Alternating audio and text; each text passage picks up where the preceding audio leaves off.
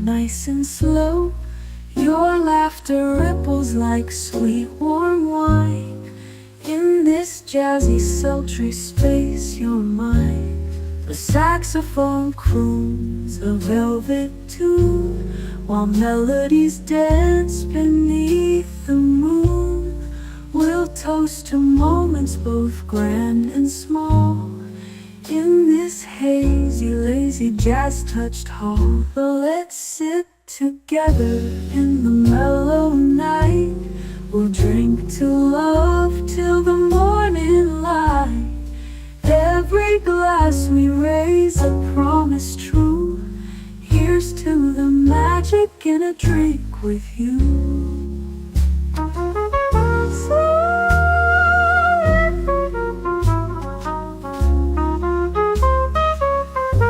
Your eyes, they sparkle with every click. Sweet rendezvous over a simple drink. We'll share our secrets in whispers low, just you and me where the jazz flows slow. The world outside fades into the mist, but here it's our own dreamy tryst. With each sip our worries drift away. Let's stay together till the break of day. So let's sit together in the mellow night.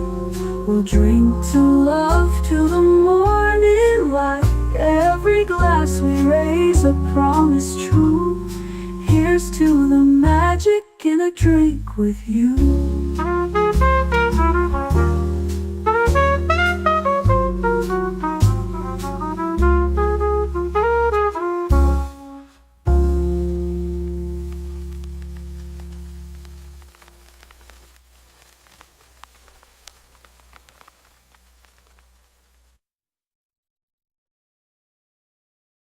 The following live stream has been approved for appropriate audiences. It may contain occasional strong language and may not be suitable for younger or more sensitive viewers.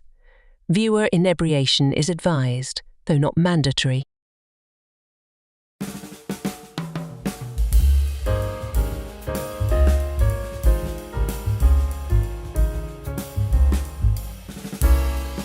Good evening, happy Friday, and welcome to Last Call, where tonight we are revisiting some more great music videos. It's a touchstone of the last generation, and while music videos still exist, they don't make them like this anymore. We're talking about some cultural revolution moments tonight, so get comfortable, top off your glasses. Don't be afraid to key up some of the songs we're talking about, because we can't, and we'll roll this Canarble Wagon right now.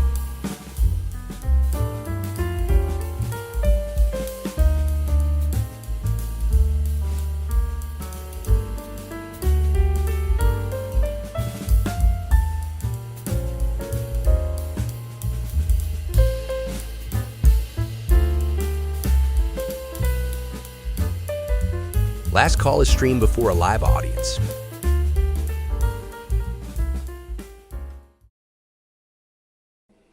Release the Kraken. Release the Kraken! The Kraken!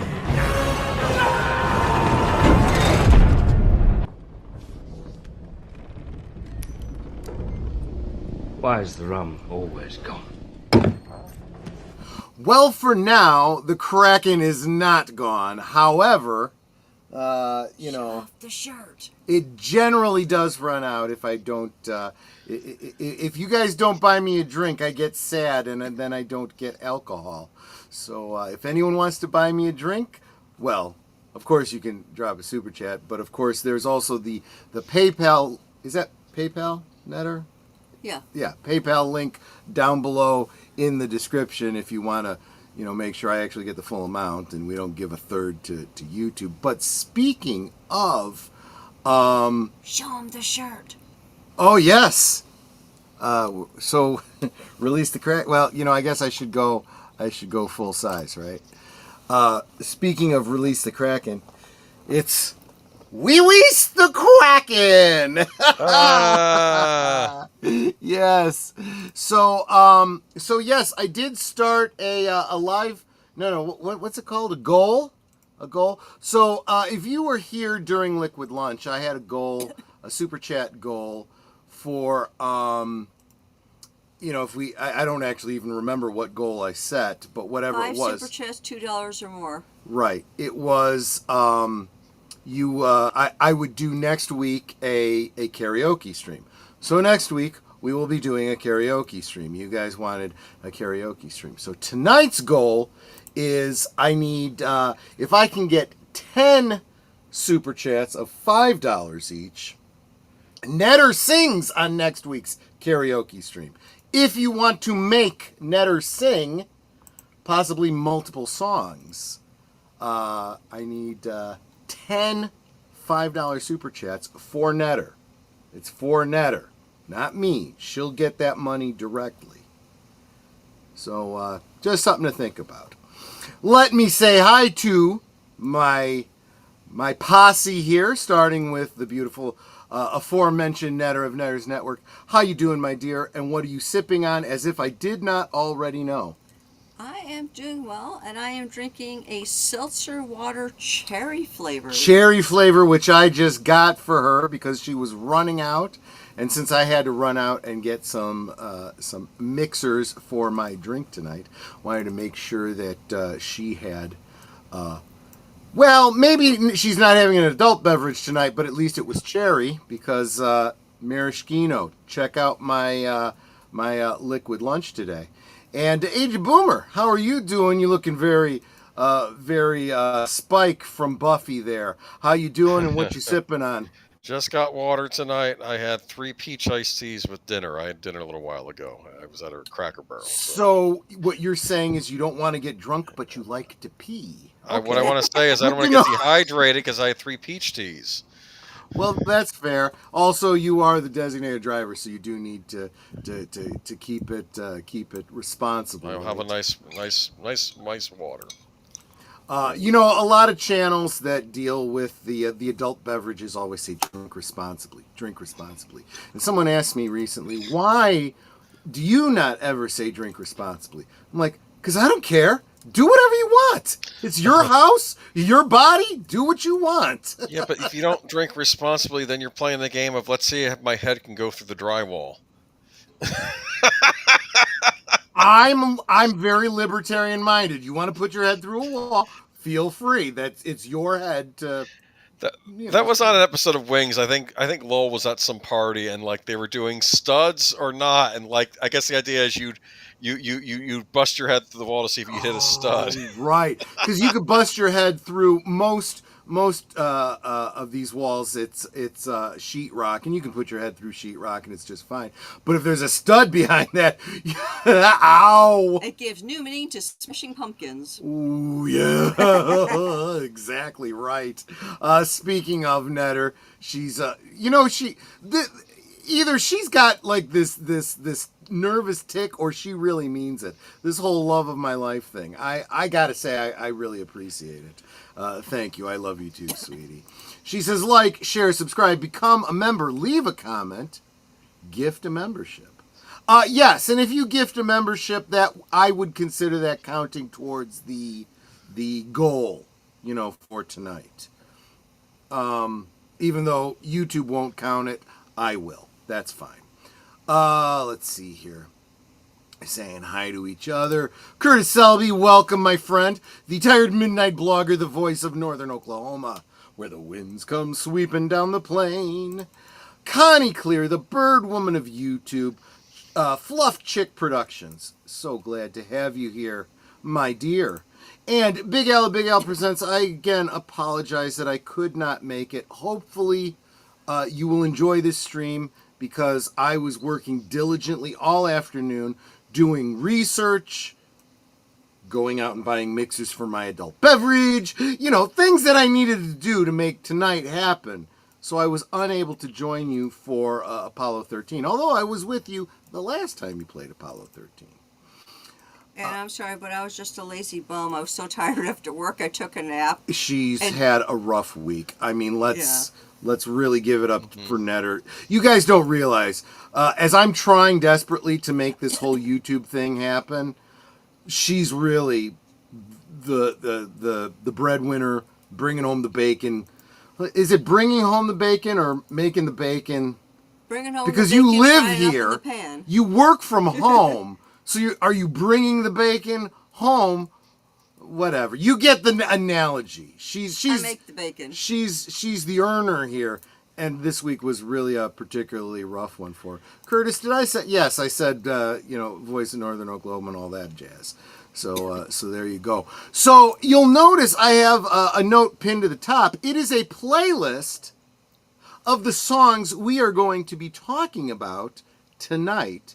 If you want, go ahead and open that in another tab so that you can listen to them, because we can't play them here. But there's nothing preventing you from listening to them. Lynn Green says, just have a minute before I have to go on duty on Moonskull. Looking forward to this at midnight. I assume at midnight that means you're going to rewatch. Yeah, you always rewatch if you don't catch it live, and that's fair. So there you go. Well, and I'm sorry, Boomer, you were going to say? Speaking of Boomer, you were going to say? Just gonna say it's 80s videos tonight. We're not dissing other decades of videos like 90s. They're great videos in the 90s. I wasn't even thinking specifically 80s when I chose mine. It just that's interesting. Well, let's you gotta face clear it. that with me next time. Well, fair enough. Dates. Well, no, I'm sure you would have said something. No, your last one is 89, which still is 80s. My last one is also 89. It's still 80s because there were some great ones from the 90s. I was like, oh wow, I wanted that.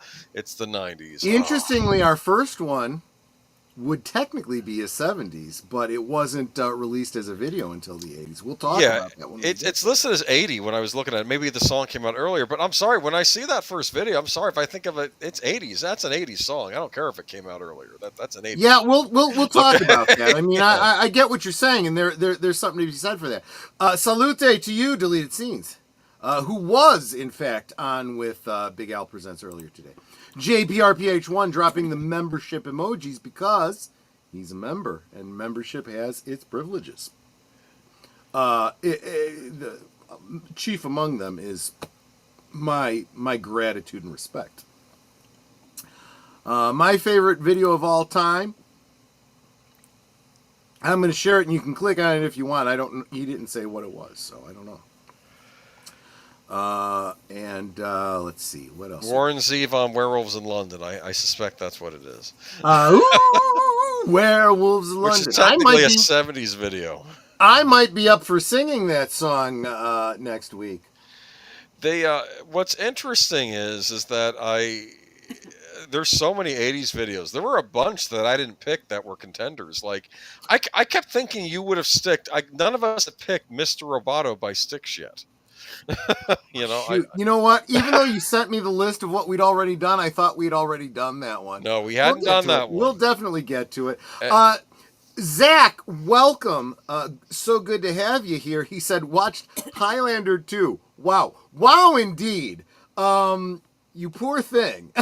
But now I'm curious. Did you see the original theatrical release or the Zeist edit? I'd be curious about that. Neither one is really very good. You get to see more of Virginia Madsen in the Zeist edit. Not that I'm saying what is that more true? Exactly means. No, I'm just curious. If there is more Virginia Madsen, I'm all over that bad boy. Let me tell you. I got to type, right? I like Michael Ironside in that. I just wish he was in a better Highlander movie, I know. Here's the thing, I'm a big Michael Ironside fan. That dude is so metal, it's not even funny. He is. He really is. But what I got to say about him, for the longest time, I don't think this is still true, but for a long period of time, he was the poor man's Jack Nicholson. They couldn't afford Jack Nicholson, so they got Michael Ironside. I believe that is the case. Just my thought on that. Mark Melnikoff, leaving a like, headed to Troy's channel. Look, dude, you've had a rough day. I talked to Mark today on the phone. He had a bit of a security issue. He had to go into work on his day off. He is not a happy Klingon. He is not a merry man, let's put it that way. Well, he's not even management. Exactly. Exactly right. This is why he's not management. Anyway, Gorilla's Random Thought says, Hopla! Can't stick around. I'm wiped from today, I understand. Oh, yeah, I get that. Though on a I lay down after work and took a nice Yeah, long she took nap. a nap before tonight's stream. Though on a positive note, I got the metal sliver out of my eye. Dude, damn. But hopefully not by yourself. You went and had medical professionals yeah, do exactly right. Exactly right. Eyes, man. Stuff gets in them. Yikes. Ugh. It's even no. He didn't even tell him about it. He just went in for an MRI. Good evening, JPR. Dude, that's not funny, man. both. I'm on to my next comment, and they're both reacting to it late. I'm gonna hurt you. No, he was the one that was hurt. He'd only be hurt if he had a Prince Albert. If you know, you know. Welcome, JPRPH1. Greetings from the Panhandle of Florida, aka South Georgia. Welcome, Mark Daly. Just remember, everybody that's joining us after the fact. If you want this beautiful woman to sing next week on the karaoke stream, I've got a contribution goal up at the top. Check it out. So here he's getting into it. He says, Kapla, here I are and angrier than a murder hornet nest. Not been a good day off. Bartender Romulan Ale. It's the best line from Star Trek Generations. Romulan ale should be illegal. It is. Is that from the Undiscovered Country? No, it's from Generations. It was at the wedding of... oh, that's right. Worf got, schnockered on... Right. And he had a headache, and he's like, Romulan ale should be illegal. And Geordi looks at him and goes, it is! God.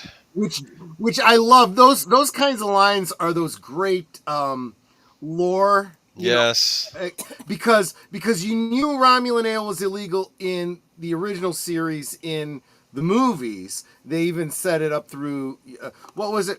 It was Star Trek 2. Romulan ale is illegal. Strictly for medicinal purposes. I have a source that smuggles it to me across the neutral zone. Well, so you knew it was illegal then. You didn't know if it was still illegal in the Next Generation. No, they're still not on great terms with the Romulans. That's true. Now, I imagine that probably would have maybe dissipated over time because it seemed like there were a lot of the younger Romulans were interested. Well, sure. I mean, you blow up their star and, they have no planet. Not it's that like, nonsense. Well, there's I had the impression that they were eventually going to get tired of the Empire thing. You even had to think that one episode where they found out that maybe the humans, Romulans, Klingons, and Cardassians had a common ancestor. Remember that? And the Klingons and the Cardassians thought that was ridiculous. When the one Romulan commander reached out to Picard, maybe our hopes and our fears aren't so different before disconnecting. And you could tell that's a Romulan commander thinking about it, that maybe it's time to move on. Okay. Yes. Exactly. And so I had the impression the Romulans might have come around eventually. Yes. I think that when you see episodes like Best of Both Worlds and stuff like that, when you see the Romulans and the Klingons and the Federation coming together to fight against a shared enemy, and then they do it again during the Dominion War. Yes. It's like, yeah. There's value in being allies. $2 from Deleted Scenes saying, I'll buy that for $1 or $2. Thank you so much, Deleted Scenes. Super appreciate that.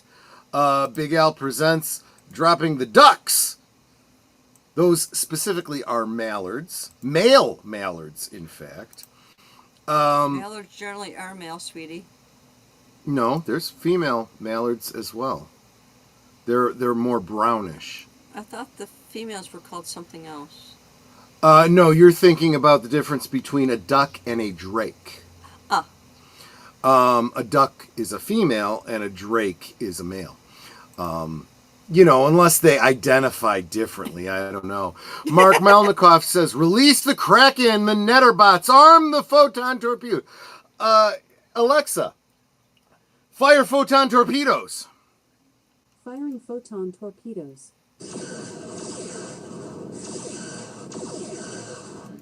And charge disruptors. I'm in a Klingon mood. Absolutely, yeah. You had a challenging day. I'm not going to go into the details, but you had a bit. Well, let's just say that law enforcement was involved. So you had a day. You had a bit of a day. I understand. T-Rock Creations, good to see you. Haven't seen you in a long time. There is a YouTube channel hosting remastered music videos. Oh. There you go. Make sure that you are following Tree Rock Creations. Great channel. I know I am already a subscriber. You should be too. He wants to know if she can fire quantum torpedoes. Quantum torpedoes. Yeah, I just recently saw, is it Trek Lore? Is that the name of the channel? I can't remember which channel it was. Does videos about the different Trek tech. And they were talking about... Can she do it? Alexa, fire quantum torpedoes. Aye, aye, Captain. Firing photon torpedoes. She's still firing photon torpedoes. I don't even know. Is the sound effect different? It's probably the same sound effect. Deleted Scenes is our first $5 contributor to the Netter Fund. Make Netter sing. He says for Netter. Absolutely. Everything I do it for Netter. Aged Boomer getting ready to unleash a rebel yell? Well, maybe not rebel yell, but yeah, we're going down that route. We're getting there. There. I want to finish saying hi to everybody. It's a Friday. It's about saying hi to all of you guys and hanging out with you guys. Someone else I haven't seen in a couple weeks, Jesse Green. Welcome. Hello, Netters Network. And Curtis Selby. Oh, fine. Don't say hi to me. That's fine. And Maverick77 Defender. Welcome. Good to see you, Billy Idol. Yes, it's Billy Idol for sure. Yes. I saw him live. That's one of the reasons. Oh, okay. Fair enough.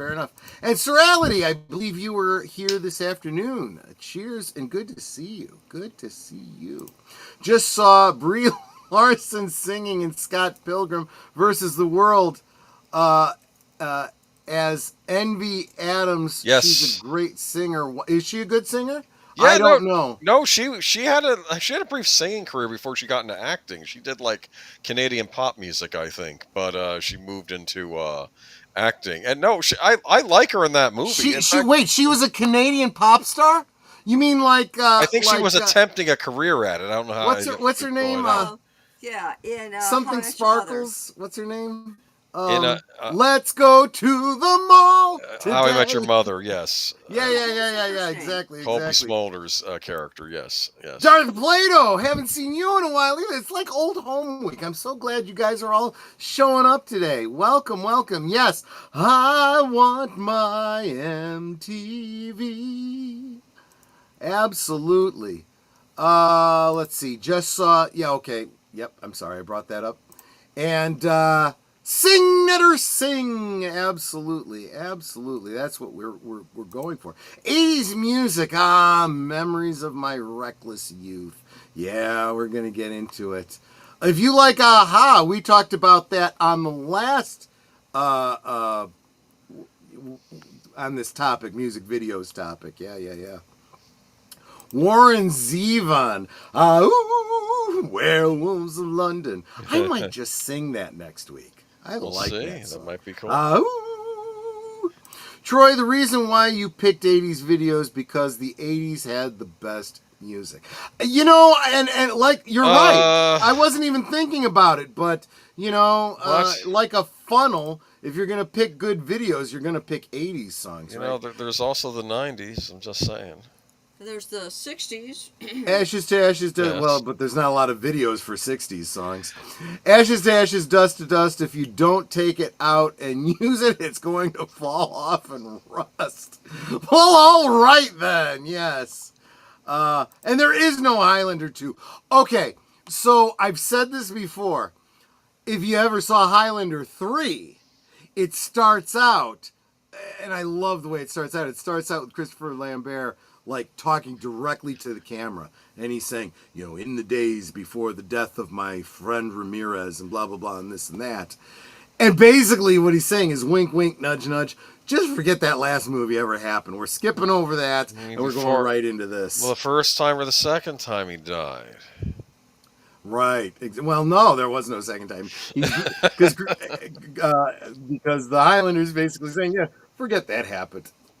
Forget that happened. If you ever need me, just call on me. And I'm like, is this like an Obi-Wan thing? Is he going to show up as a ghost? No, he just shows up. No, I'm just thinking Buffy.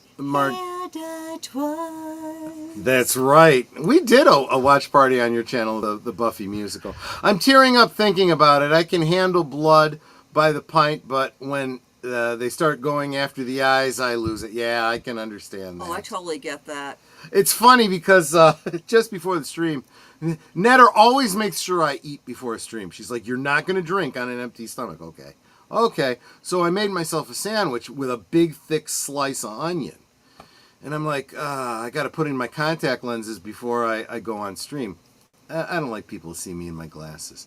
And I'm like, I can picture it now. I said, I got to wash my hands now because I got onions all over them. I'm like, I could see it now. Someone's going to be like, Troy, did you start drinking before the stream? No, I got onion juice in my eyes. Ew. Oh, God, yeah. If you want everyone to unsub and burn their computers because I started singing live, then have me on and I will make your dreams come true. Dude, this is the idea. I don't think everyone had the idea in the last karaoke stream. You guys are invited. I put up the invite so you guys can come in and sing a song if you want to. Just not a lot of people took me up on it. Romulan ale is illegal the same way that Cuban cigars are illegal here. Basically. Yep. I always imagined that was the analogy. Yeah. I don't think a lot of people sang last time because they were just shy and they wanted to hear how other people sounded first. Trust me, the only person I think that really sounded like spectacular was Tom, because I think he does it professionally. Well, he does have a background in singing. Yeah. Brigadier Kurla asked Kirk in Undiscovered Comfort, I thought Romulan ale was illegal. Kirk said one of the advantages of being light years from the Federation headquarters. Yes, that's exactly But then right. again, Boomer can sing. We did hear him. Sometimes. We'll see. Well, look, all of you guys don't realize this. All of you can sing. You just need to pick songs that are in your range, and most people don't know their range. If I was to try, well, when I was a kid, I used to be able to sing Frankie Valli songs really well. Me too. I cannot sing Frankie Valli now. I'll tell you, my mom was impressed. I was about 12 years old, and I sang Sherry. And my mom was like, wow, you're good. And I'm like, yeah, but I'm about to go through puberty, so don't get used to it. Let's see here. Hey, Troy, I got a new phone, so keep trying to figure this thing out. Yeah, I understand. I'm a duck, I wanna. No, it's a mistake. I'm a drink. Yeah, exactly. Welcome, Lester. Skeptic Tank Obsessions. Music videos. Let's talk. Yeah, I'm getting there. I'm going to quickly go through and see if there's anybody new that I haven't said hi. So I very, very likely will miss some comments. I'm sorry if that's the case. Mark Daly dropped a $5, so that's two $5 super chats we've had tonight towards the fun to get Netter to sing next week. In other words, that's a bribe, but it's like, you want to hear me sing? I bought Tim Waltz's service weapon at a gun show. I may have overpaid, but it's in good condition. Never been fired and only dropped once. I get it. If you know, you know. If you know, you know. That's good. Grenade says, wait a minute, Troy, you have 4 super chats, but the gold target is only showing 2. Because Troy has the target set at $5. Yeah, it's $5 super chats. Yeah. But if someone buys a membership for someone, he's counting that as well. I will count a membership as one towards the goal. And I I think Netter's worth at least $50, right? Don't you think so? I mean, yeah. Or at least a song from Netter's worth $50. She's invaluable. I had 3 weeks relationship based off Highlander 3. Split. We split after we saw the movie because we had nothing to talk about after that. Wow. Well, wait a minute. If I'm not mistaken, yeah, Highlander 3 was before the series came out. So Yes. once the series came out, you guys could have had a whole relationship based on the series and the Raven and, the subsequent films. Just saying. And you can double the amount of super chats if you don't want me to sing. There you go. We hit 50. We better come up with 100 or she actually will sing. So Ronnie is only illegal at Starfleet Headquarters. No. Well, okay, that's a good way. In theory, it's supposed to be illegal within the Federation, but, if nobody knows, it's only illegal if you get caught, right? Hey. Privilege. Yeah. And I think we are now caught up. Jesse Green Did you wants see to get to the Jesse's music. Go Harder's comment? I will not destroy my new phone, Galaxy S25. Are they talking about the SIG? Yeah, that could be a whole other stream. Well, a stream that would absolutely get demonetized almost right away. Guys, I got to tell you, the folks that I follow in the gun community, their channels they're having a hard time. They are having a hard time. But actually, everybody I know is having a hard time in terms of monetization these days. So let's go ahead and get to the main presentation. We're already half hour in, but you know what? It was a half hour worth spending because I got a chance to say hi to all of you. Just for all, real quick, I want to say just for those that weren't here the last time I said it, because we've been going for over a half hour, I have a goal posted in the chat. We are already at the point where you guys have provided shown enough interest by putting your money where your mouth is that you want a karaoke stream next week. We are doing the karaoke stream. Now, if you want Netter to sing, we need 8 more $5 super chats or a gifted membership, or, Yeah, either equivalent in gifted Either membership. you become a member or you gift a membership. Basically, I want Netter to get $50 to go he's shopping. trying to bribe me. Yeah, exactly. So let's go ahead and get it. Oh, and while you're getting us started, I'll go ahead and pull up my notes for tonight because I got copious notes. This is why I didn't make it to Big Al's rewatch party today because I had to. Of Houston, we have a problem. Yeah, To the top of the chat, there's the playlist there. So if y'all want to listen to it, to the different songs they're talking about, you can listen to the playlist. Yes, the playlist is up above. Actually, that's one of those misquoted lines. It's although the movie says Houston, we've had a problem. That was not what Lovell said. What he actually said is, Houston, we've had a problem. In other words, he was acknowledging it's something that's already happened, and I'm just reporting it to you, and we're dealing with it right now. It's like that seems a little bit more badass to me, to be honest. It's like the Luke, I am your father. That's also was quoted a lot. That's true. It's, no, I am your father. Yeah. Yeah, I know. See, I'm one of those, and again, this goes back to what we talked about with the time before home media, right? Where you would audio record off of television before you had a VHS. And I would listen to these movies over and over and over again. So I memorized the lines. So when I would hear someone say, Luke, I am your father, I'm like, that's not the way the line goes, because I knew all the lines that led up to it. That doesn't make sense. So anyway, that's how big a geek I am. But so where are we starting at? It's mine, isn't it? Let's go. I'm going to move. Let's go to... Actually, the line was, Luke, I'm your baby daddy. I'm your baby daddy.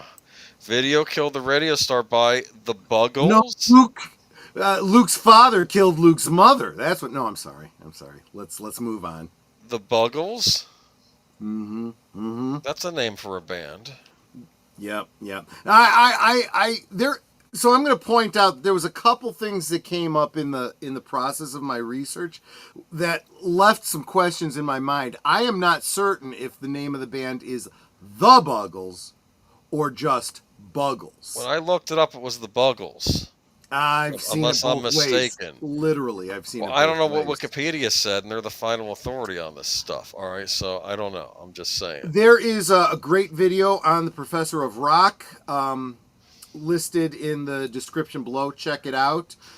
It was not my only source, but a lot of great information came of that because he did interview one of the two founding members of the Buggles, who was involved in writing this. So, was there something you were going to say about this, or should I just launch into it? Just launch into it. Just launch into it, okay. Written, recorded, and peaked at number 40 on the charts in the 1970s. Video Killed the Radio Star by Buggles, by Buggles, became one of the quintessential songs of the 80s because it was part of one of the most revolutionary moments in music history. That being, it was the first music video ever played on MTV. The Buggles, which formed in 1977, first consisted of Trevor Horn, Jeff Downes, and Bruce Woolley. They recorded the first demo of... Now, here's another thing.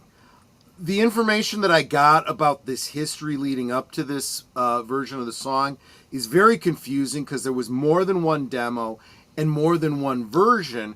The band split up and one member went off and created a new band and recorded it. You'll kind of get some of that here. So I am, front loading this with some of this I may have been mistaken in my understanding of what I was researching. They recorded the first demo of Video Killed the Radio Star on a Revox A77 tape recorder one afternoon in 1978. It was written after Trevor Horn read J.G. Ballard's short story, The Sound Sweep, in which the title character, a mute boy, vacuums up stray music in a world without it.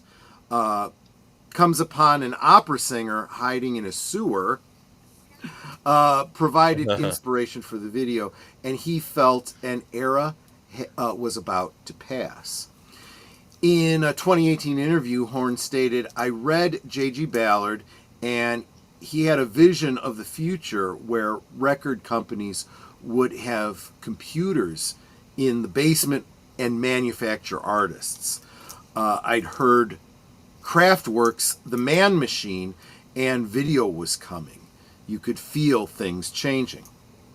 Jeff Downes, who was also part of Yes and Asia, helped finish the song. Bruce came up with the bass line and verses, and Trevor had the idea for the chorus. Jeff came up with the intro and the arrangement for the middle section. Horn's then girlfriend, Tina Charles, did the backup vocals on the demo and helped finance it. And when I say help finance, I mean she literally put her money into this.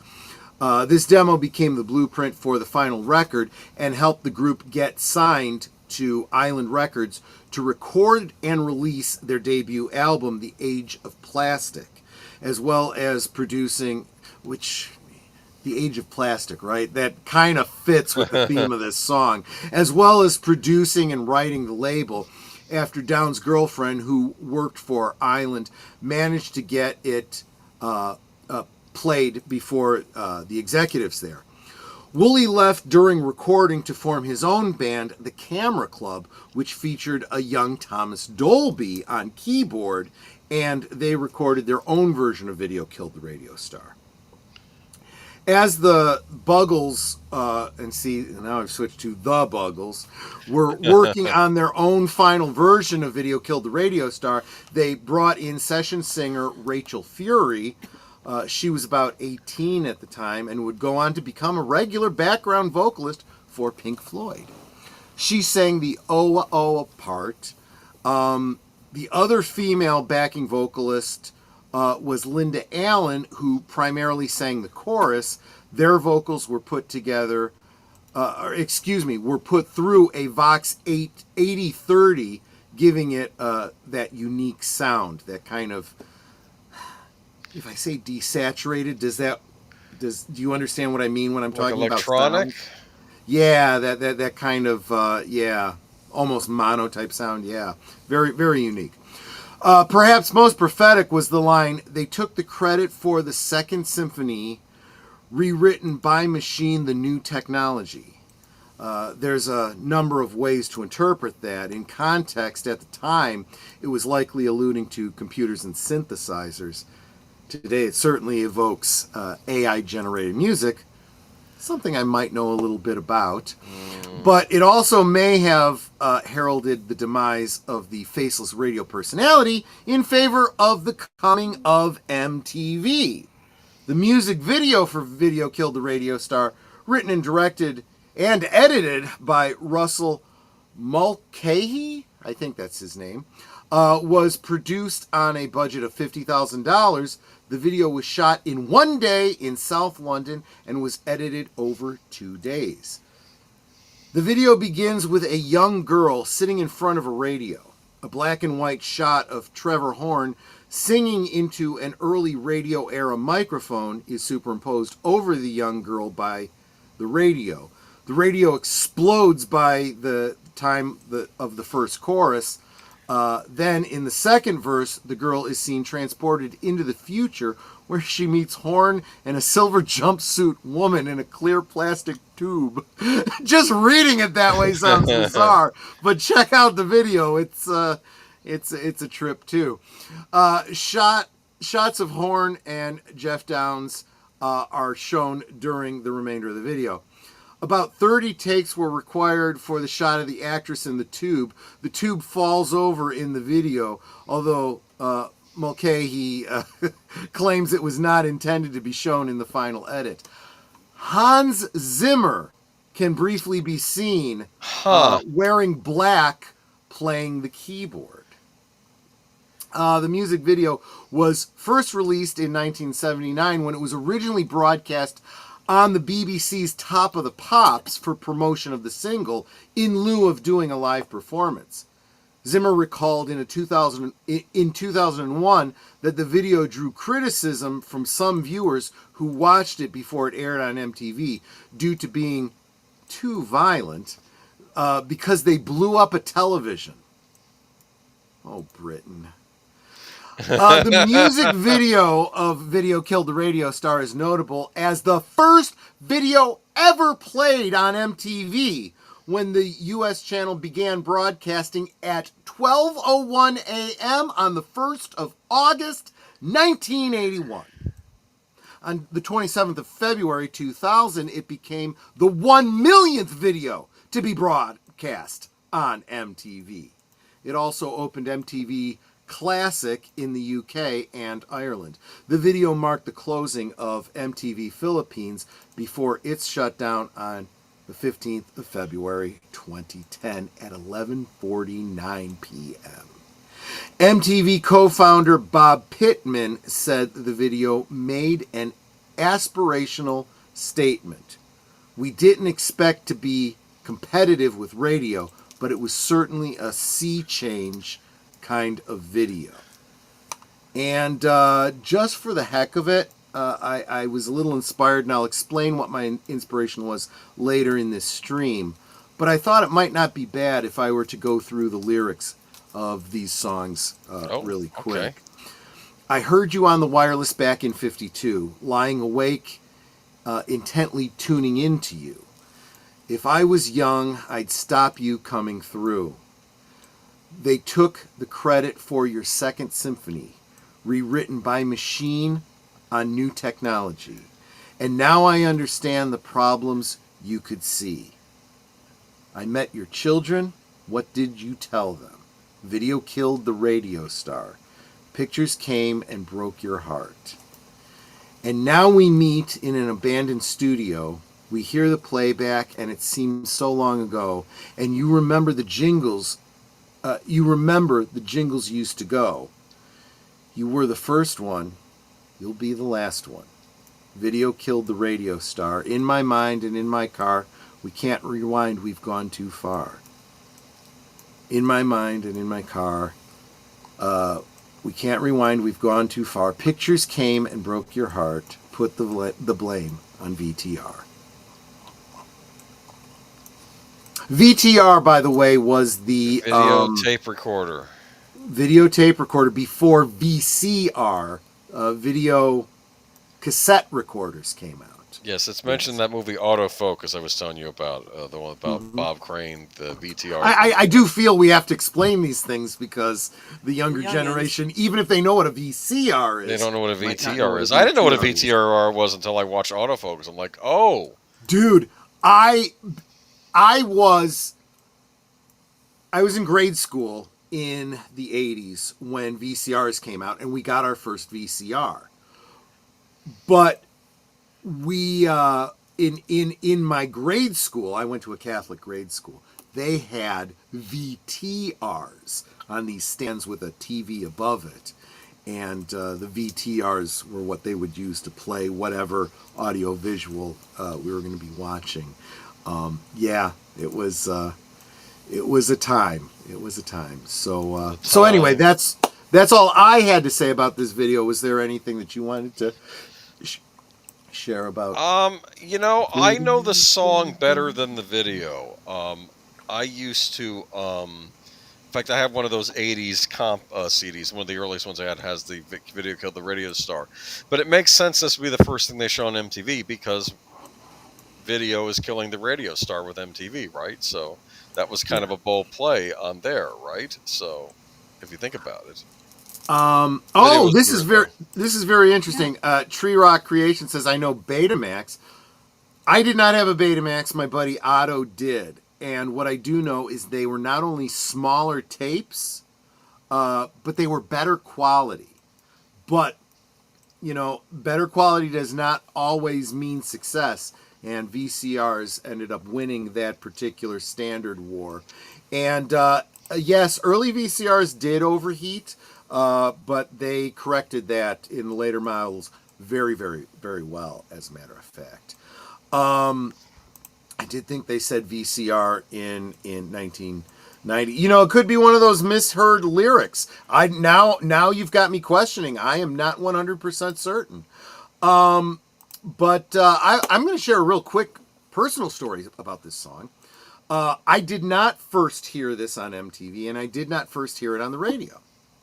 The first time I heard this song was on a record that I had gotten as, well, let me back up to how I got the record as a gift. I have shared on this stream, Agent Boomer becomes the third person to make a $5 contribution. Sing, Netter, sing! If you want Netter to sing in the karaoke stream next week, we are seven super chats away from that, so you might want to and they have to be $5 super chats, $5 or more, or a gifted membership will do the same thing. Or if you're not a member, you become a member. And you become a member for $5, absolutely. So I've shared this story specifically in a stream with Sir Torrin Clegane when I was talking about my history in the performing arts. I was in The Music Man at the Candlelight Dinner Playhouse in Summit in the Chicagoland area. It's no longer there, but I performed in that play every day for a year and twice on Sundays. And while I was there at Christmas time, those of us that were in the ensemble decided to do, well, subset of the ensemble. We were the kids that were in the boys' band, right? Yes. And ironically, not all played by boys. Some of them were female. Okay. But you kind of can't tell on stage. And I don't remember if I came up with the idea or someone else came up with the idea that we do a Secret Santa among us. And I said, oh, that's a great idea. And I don't remember what, no more than $10 or something like that, and blah, blah, blah, and this and that. Maybe it was less. Maybe it was $5. It was a long time ago, so $5 went farther. And I came up with the idea, well, we don't know who our Secret Santa is. So there's no way to, communicate what we might be interested in as a gift. So I put up like a sign-in sheet, and I'm like, with everybody's name on it and 3 blanks, and I'm like, so you can go on here and you can put like 3 suggestions of things, and you don't have to get what's on the list, but it gives you an idea about people's interests and stuff like that, right? Now keep in mind, I was in grade school at the time. It must have been 7th, 8th grade, right? So I was pretty young and incredibly naive. I didn't realize what assholes people could be. So I went up and I actually put down things that I actually wanted. And one of the things was a record, one of those, I think it was K-Tel or something like that. It was a record called the Mini Pops. And it was popular songs of that year done by kids. And I was like, I think that'd be cool. I kind of wanted that record. And that was one of the things I had on there. And it's something that would be kind of cool for your brother, too. Yeah, exactly. I played that record a lot. Oh, I'm kind of, spoiler, that's what I ended up getting from my Secret Santa. But it was so hurtful because when I'd look back at it, because I wanted to see, what I was going to buy, the person I was buying for, nobody took it seriously, and they had stuff on there like a ride on the space shuttle, and so and so to sit on my face, and blah, blah, blah, and this. Whoa! Okay. And I'm like, geez, guys, really? And I got so bummed about this, I just took the damn thing down. I'm like, screw you guys. You get what you get. Fuck you.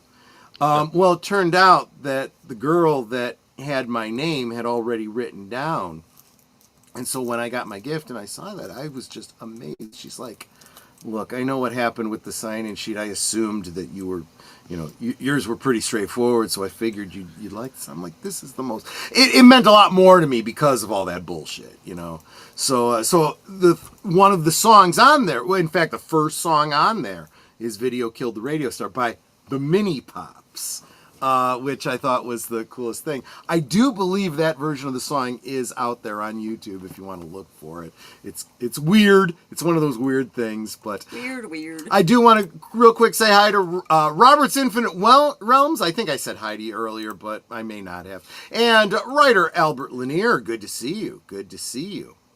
And Geek Flag with Nate Knows drops another $5. You guys need to... It's like Nate already funded getting the karaoke stream going, and now he's going to personally fund Netter being the one singing next week, guys. Anyway. Let's move on to the next song, unless you had something else you wanted to say about the Buggles. No, nothing. I did want to respond to Tree Rock Creations. Mm-hmm. So he's like, $5 for how many lines to sing? He was making a point that doesn't seem like a lot for a hum. Well, we're right, $5 for a hum, but if we can get up to 50, that's the point, right? We're trying. Yes, exactly right, exactly right. But let's move on to. Sorry, I ain't doing Rebel Yell. I'm sorry. I know y'all wanted that. But we are doing White Wedding instead. White Wedding. Billy Idol, White Wedding. When I was at the Billy Idol concert, it looked like the concert was about to end. And it went dark. And then did Billy leave? Is the concert over? And then I hear Billy Idol's voice on the microphone in the darkness. And he goes, wow. I can't hear you. And then everybody starts screaming White Wedding, White Wedding. Wow. And then we got to see White Wedding. But here we go. This is White Wedding. This is I picked this because I saw Billy Idol concert back in May. I also saw Joan Jett and the Blackhearts. I almost did a Joan Jett song too, but maybe I should have because apparently one of her songs. I love rock and roll, so put another dime in the jukebox. I almost did that one, but I know, right? But I figure we'll do White Wedding. Look at that, huh? What is this? This White Wedding or Black Mass? What's going on here? That's what I'm wondering when I'm watching this video. Some dark stuff going on here. Did this video get into trouble when it came out? Maybe. Look at that. That's pretty awesome. A stained glass window, and you got his screaming visage popping out of it. Yeah. All right, I do have a few notes. I don't know if they're quite as extensive. I got some notes as too, yours. yeah. Okay, well, good. We might do better. I did go on Wikipedia. White Wedding, song by Billy Idol, released as the second single from self-titled studio album 1982. Although not Idol's highest charting hit, it is often considered one of his most recognizable songs. The U.S. peaked at number 10 on the Billboard, bubbling under the Hot 100 chart on 27th November 1982. Then reached number 36 on the Billboard Hot 100, and 2nd July 1983 was reissued. In the UK, it released number 6 in UK singles chart upon release there. Let me see, but I want to get into the music video. So the music video featuring Idol attending a goth wedding is one of his best that's known. right. The bride is played by Perry Lister, Idol's real-time girlfriend at the time. She is also one of the 3 dancers clad in black leather who slapped their buttocks. Slaps him on the ass. Yes, exactly. In time with the clap track on the song as they shimmy downwards near the end. That's the kind of thing they love in England, says Idol. In one scene, Idol forces a wedding ring weight of barbed wire onto Lister's finger that cuts her knuckle. Lister insisted that her knuckle actually be cut in order for the scene to appear more realistic. Talk about friggin' method acting, Yes. MTV initially removed this scene from the video. Also controversial were the apparent German National Socialists salutes made by the crowd toward the couple. Director David Mallet said he was merely playing with the power of crowd imagery when he had the extras reach toward the bride and did not realize how it looked after it was filmed. I want to keep in mind too that salute goes back to ancient Rome. Yeah, and I mean, what it's people not also just don't used by that. Not only that, people don't realize that it was a salute that was used. You know, this whole idea of the hand over the heart, I pledge allegiance to the flag. Well, guess what? Prior to World War II, children used to use that, what we associate with the German National Socialist, that salute. Yeah. Some other things, though. The song was featured in the 1998 film The Wedding Singer, in which Idol appears as a working-class hero. I recall that. It was featured in the Italian horror movie Demons. I'm a big fan of that movie, and yes, it was featured in there. Dario Argento, I'll say this, when anything was involved with, he always got good soundtracks in his horror movies. Oh, yeah. But let's see though. But I did have another thing from UltimateClassicRock.com. This is a little article, if you don't mind me reading from it. No. I go for it. Let me find another picture though. Let's get real off quick. the screaming I wanted pitch. to bring up Go this ahead, comment. yes. I didn't know that Spike could sing.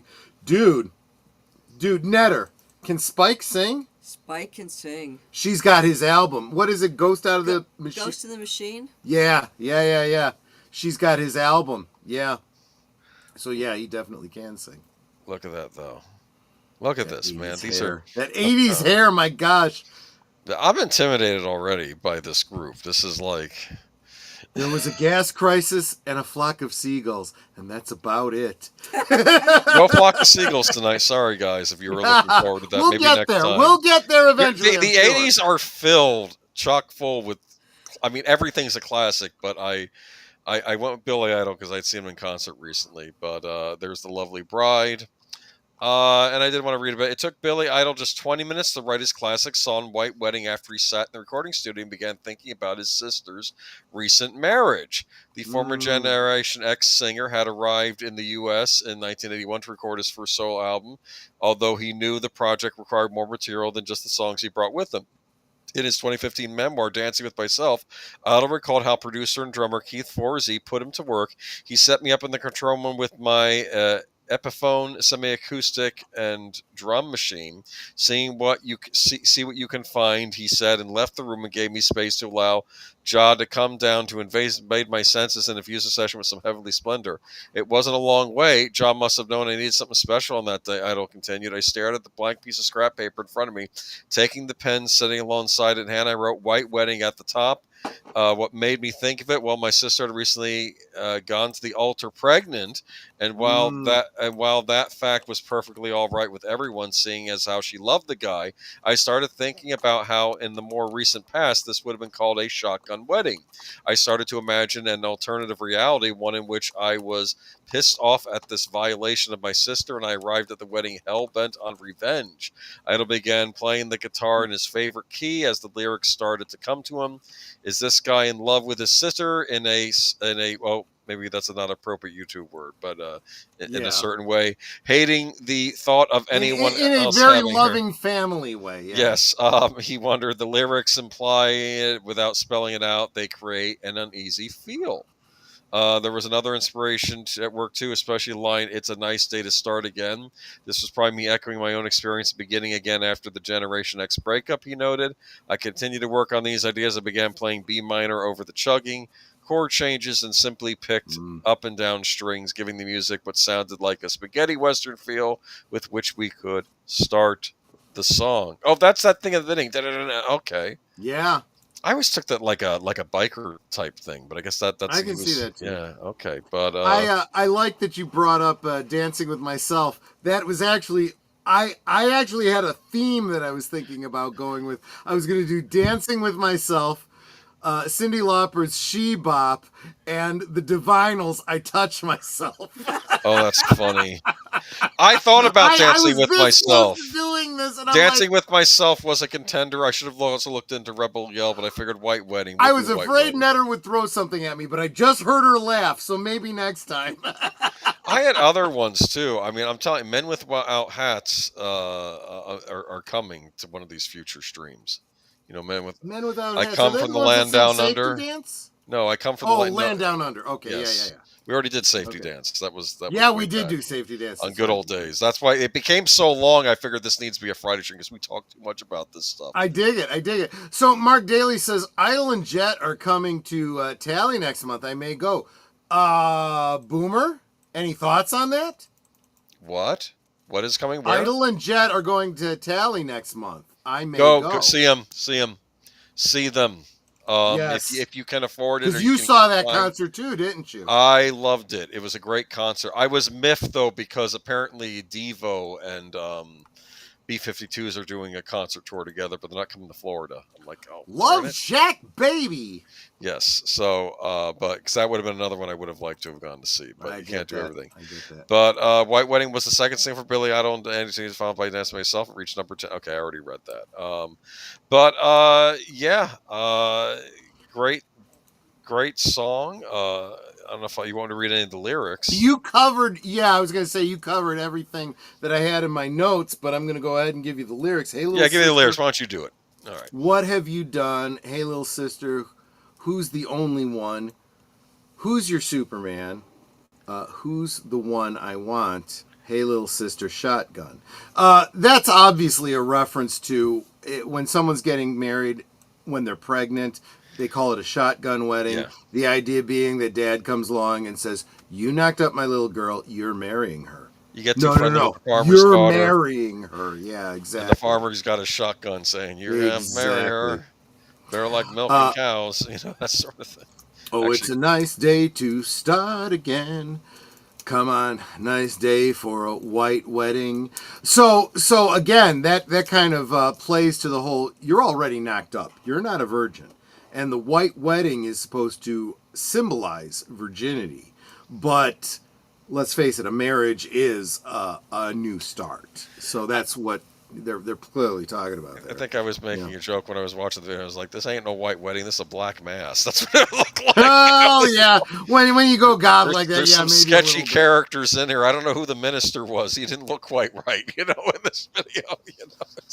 So, second verse. Hey, little sister, what is it you wish? Hey, little sister, what's your vice or wish?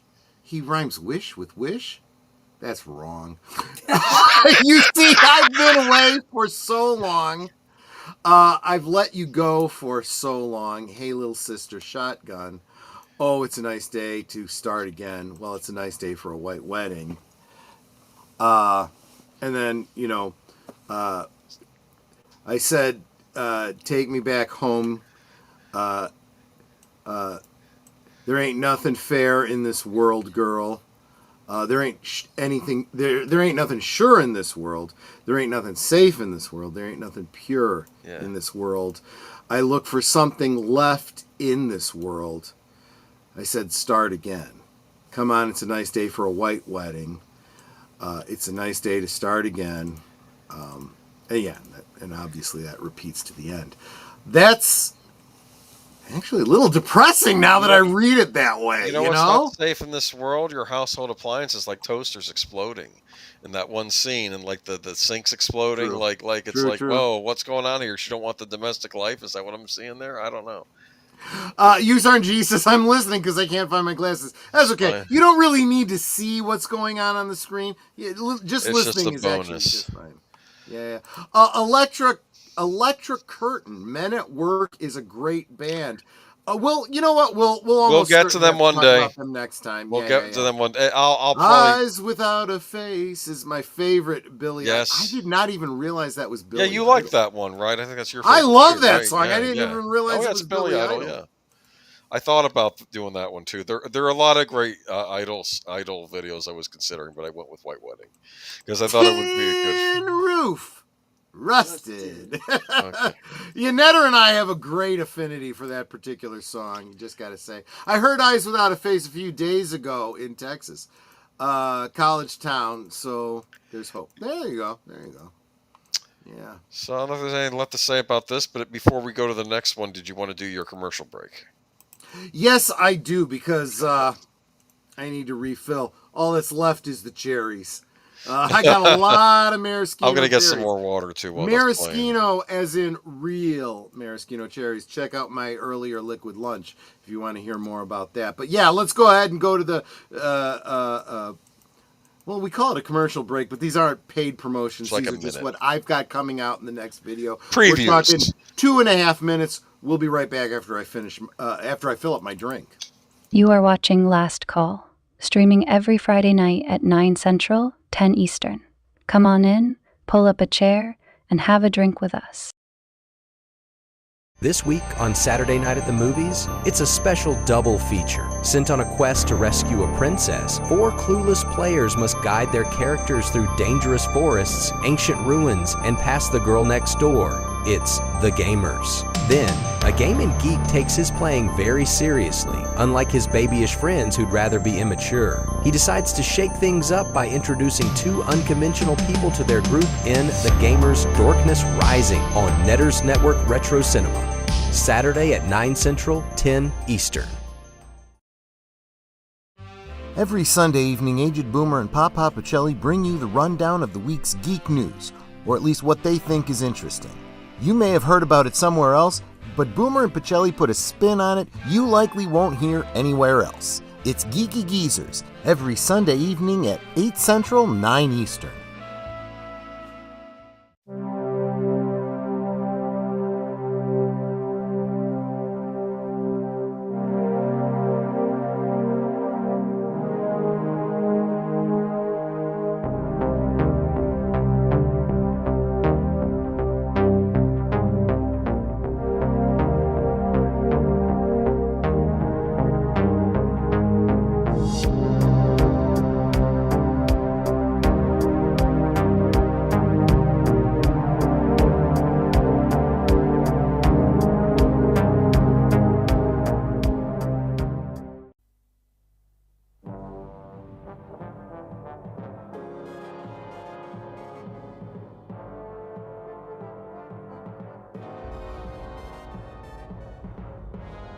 The Federation is rebuilding its empire at a breakneck speed, and the planet Helitrax is its latest conquest.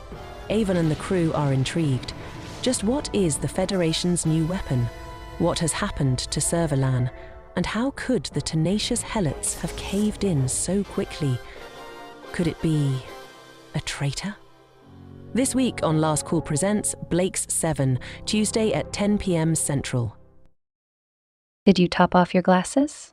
We now return to Last Call. Yes, Sophie, I topped off my glass. Thank you for looking out for me. I want to real quick bring up, and if I didn't say hi to you earlier, I apologize. Ejecta Curtain says, I'm in Denton 88.1 is pretty solid. A lot of new weird indie, but weekends play tons of 70s, 80s, and 90s. That's pretty awesome. Eyes Without a Face is the title of Billy Idol's favorite book, a French horror novel about women with disfigured face wrapped in bandages. and the only thing you can see is her eyes. Wow, that's interesting. I'm going to have to look into that. That sounds really, really interesting. And Tree Rock Creations says to Ejector Curtains, I might be able to pick up that station. I'll try later when I get off work. That's pretty cool. That's pretty cool. I like that. That comment is probably the comment of the night. I love that when you guys make connections like that Cool. in the chat. That's pretty damn awesome. Guys, we are less than halfway to the goal of making Netter sing next week. I think I'm going to raise the ante. If you can get us to that 5 super, excuse me, at this point it's 6 more super chats of $5 or more. Not only will Netter sing next week, but I will do a duet with her of Love Shack. That would be really cool. I have a habit of rolling in late, a drinking habit. I'm with you there, buddy. I'm with you there. I am so with you. Let's go to the next one then. I almost said Big Al. That's how drunk I am. Rockit by Herbie Hancock. This one was mine, and this one's a short one. I don't have This is a lot. Nightmare Fuel, man. Kinda. Yeah, kinda. Oh, well, what's funny, too, because we can't really talk about the lyrics, can we, with this one? No, there are 0 lyrics on this. This is completely an electronic instrumental. So, Rockit by Herbie Hancock was released by Hancock as a single for his 29th album, Future Shock, in 1983. The selection was composed by Hancock, Bill Laswell, and Michael Bainhorn. The track was driven by its DJ scratch style, performed primarily by DXT, and its music video created by Godley and Cream, featuring the robotic art of Jim Whiting, which was put in high rotation on MTV. Rockit won a Grammy Award for Best R&B Instrumental Performance in 1983, and it won 5 MTV Video Music Awards in 1984. In 2022 and 2025, Rolling Stone and Billboard magazine included the song in their lists of the best dance songs of all time. The music video for Rockit, directed by the duo of Kevin Godley and I believe that's pronounced Lal Cream, featured robot-like movable sculptures by Jim Whiting, dancing, spinning, and even walking in time with the music in a, in quotes, virtual house, end quotes, in London, England. The video garnered 5 MTV Video Music Awards in 1984, including Best Concept Video and Best Special Effects. Hancock himself appears and plays keyboard only in an image on a television receiver, which is smashed on the pavement outside the front door of the house at the end of the video.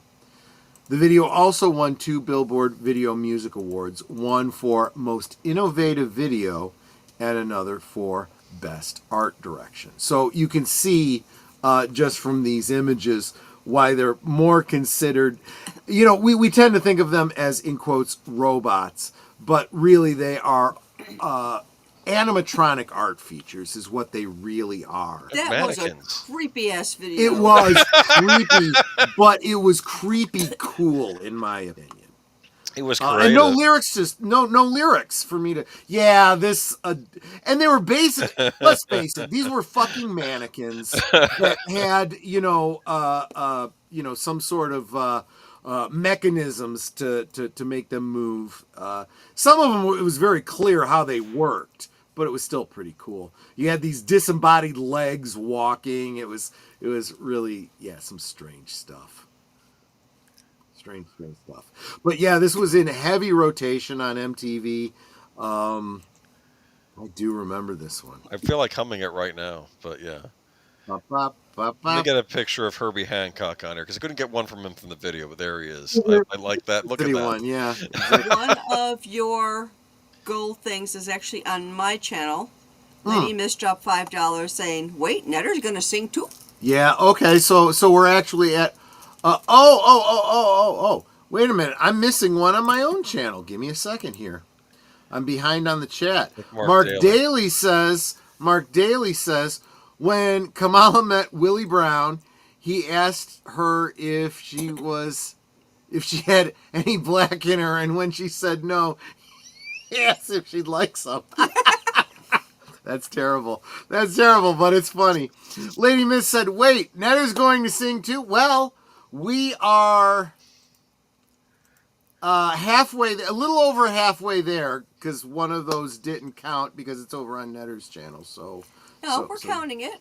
Well, yeah, we're counting it, but it's not showing up on my tally. So Netter, maybe you should go back and double check and make sure, see where we're at. Because I didn't think about that. I didn't think about super chats coming in on other channels. Look at this face. Is that Netter? Is that a kissable face? I'm sorry. That's nightmare fuel, man. keeping in mind that this video was filmed in Britain, it's probably pretty normal. No, I'm sorry. I'm sorry to anybody. Like, this is like the Genesis Land of Confusion we did last time with the Land of puppet, Confusion, man. which we talked about. Yeah, exactly. We weird have 6 stuff. $5 super chats. Okay. So we have one more than is showing on my channel. That's fine. Yeah, but look at this. What does this mean? Is this like, I mean, I honestly think, unlike digging into David Lynch for deeper meaning, this is just weird. Whatever weird we're gonna throw in there, right? Whatever's weird. But, welcome, Mel New York Reviews. Good to see you. Video looks like a Twilight Zone episode. Actually, that's absolutely true. Yes. I think I always got this song confused with Axel F growing up. Because I kept thinking, didn't Herbie Hancock They were both write instrumentals, Axel F, but mostly electronic. Yeah. So that's what this is. Yeah, but this is a welcome the Horror King. Good to see you. Good to see you. But this is. I'm sorry. When you think early '80s music videos and the weirdness and all this, you think of stuff like this. Rockit. I'm sorry. You turn on MTV and you're like, "What is this?" And you keep watching to see what's going to come next. Exactly right. And hello, Mel NYC Reviews. Yep. But, okay, so this is we're going to be going on to the next video right now, and I do have to say, considering this one is one of yours, I actually have a great deal of notes here. Hopefully, you'll cover most of it, so I don't have to go into it. You can jump in, But there is one element I bet you don't have. Your next video. So I was going, I already made the joke about the 3 songs I was thinking about doing. There was another song that I was thinking, well, not song, but I wanted to get a song in here by Prince, and I did not do that. However, your next song was actually inspired by Prince. Bet you didn't know that. I didn't know that. We'll get into it. Go ahead and you tell us about it. So this is Don't Come Round Here No More, Tom Petty and the Heartbreakers. I keep wanting to say Tom Petty and the Blackhearts, but that's Joan Jett and the Blackhearts. Yeah. The Traveling Wilburys! So there we go. Heartbreakers, Don't Come Around Anymore. It looks perfectly normal single cover, because back in the day, kids, you might buy a single, right? Right. True. Before the album came out. You just want the song. There you go. You get your little shorter record, right? Would usually be. But I don't know if any with a B-side that wouldn't appear on the album. That's only true. way you can get that song would be to buy the single. Yeah, that was the shtick. So you might buy the whole album, but then you still had to buy the singles if you wanted the B-sides. I'll tell you what, the only artist I did that for was Prince. Well, you recorded off the radio. No, B-sides were almost never played on the radio. No, they were kept on the sing. Yeah, there was a band I was obsessed with. I bought almost everything out there. Yeah. I even went to the trouble of buying a Japanese single release of one of their songs because it was slightly different at the end. I dig it. I dig it. That was Real a quick, I want to band. say hi to Tim Hayes, who I saw just drop in here. And for all of you that just joined, just a reminder, we are doing a karaoke stream next week that you guys put your money where your mouth is during Liquid Lunch, and made sure we'll do a karaoke stream next week. But I've got a goal posted up at the top of the stream. If I get a total of 10 $5 super chats, Netter will sing next week. And I've even upped the ante that I will sing Love Shack with her. A duet. So, well, I don't know if you consider that a duet. Duet's usually when you harmonize together and stuff like that. This is Love Shack. This is people shouting. Okay. Yeah. Hey, Keely Chow. Good to see you. Good to see you. Now, this may remind you of a certain book, Alice in Wonderland. Yeah, Alice in Wonderland, Through the Looking Glass, and what she saw there. Yes. Cool. All right, so let me go into and there's the Alice there. Let me go ahead and start reading, and then I'll get. She more was images. Really pretty. That was one of the other things I really liked about this video. Yeah, the adult Alice here. Well, I mean, and let's just say there's a point where at one point she is a piece of cake, and only her hands and her face are her, and they're eating the cake, and I'm like, I would totally eat her, no doubt about it. All right. So remember, again, I was a teenager at the time, so let's be honest. So again, from Wikipedia, "Don't Come Right Here Anymore" is a song written by Tom Petty of Tom Petty and the Heartbreakers and Dave Stewart of Eurythmics. It was released, in February 1985 as the lead single from Tom Petty and the Heartbreakers' Southern Accents album. Original inspiration. Well, maybe I'll have you get into more on that. But original inspiration was a romantic encounter between producer David A. Stewart of Eurythmics. He had with Stevie Nicks of Fleetwood Mac. Interesting. Collaboration was arranged by Petty. I have that whole history here. Yeah, exactly. Okay, so I might let you get in more into that. Okay. I want to get into the video itself, though. Hold on. Okay, I'll get into the writing of the song because I've got the details there. So, reception, "Don't Come Right Here Anymore" is widely regarded as one of the Petty's best songs. His contemporary review of his song Cashbox said it features a surprisingly ethereal assortment of sounds, including pure psychedelic guitars, that Petty's gut-wrenching lead vocal was the captivating soul of the song. In 2017, Billboard ranked the song number 6 on their list of 20 greatest Tom Petty songs, and in 2020, Rolling Stone ranked the song number 3 on their list of the 50 greatest Tom Petty songs. Music video. The music video is themed around the 1865 Lewis Carroll novel Alice in Wonderland, and it was directed by Jeff Stein. Stewart appears as the caterpillar at the beginning, sitting on a mushroom with a hookah water pipe while playing a sitar. Petty appears in the video dressed as the Mad Hatter, and actress, singer Louisa Foley played Alice. Alice eats a cake given to her by Stewart and tumbles into a black and white patterned realm. Realm similar to the Mad Tea Party scene from Alice in Wonderland. She experienced a succession of bizarre events, culminating in her body being turned into a cake and eaten by the guests at the tea party. The video ends with Petty swallowing Alice whole, burping softly and wiping his mouth with a napkin as the song abruptly stops, cutting off the last 29 seconds of the closing guitar. That is true. Yes. I don't know. I mean, I'm sorry. This is just this is a bizarre thing.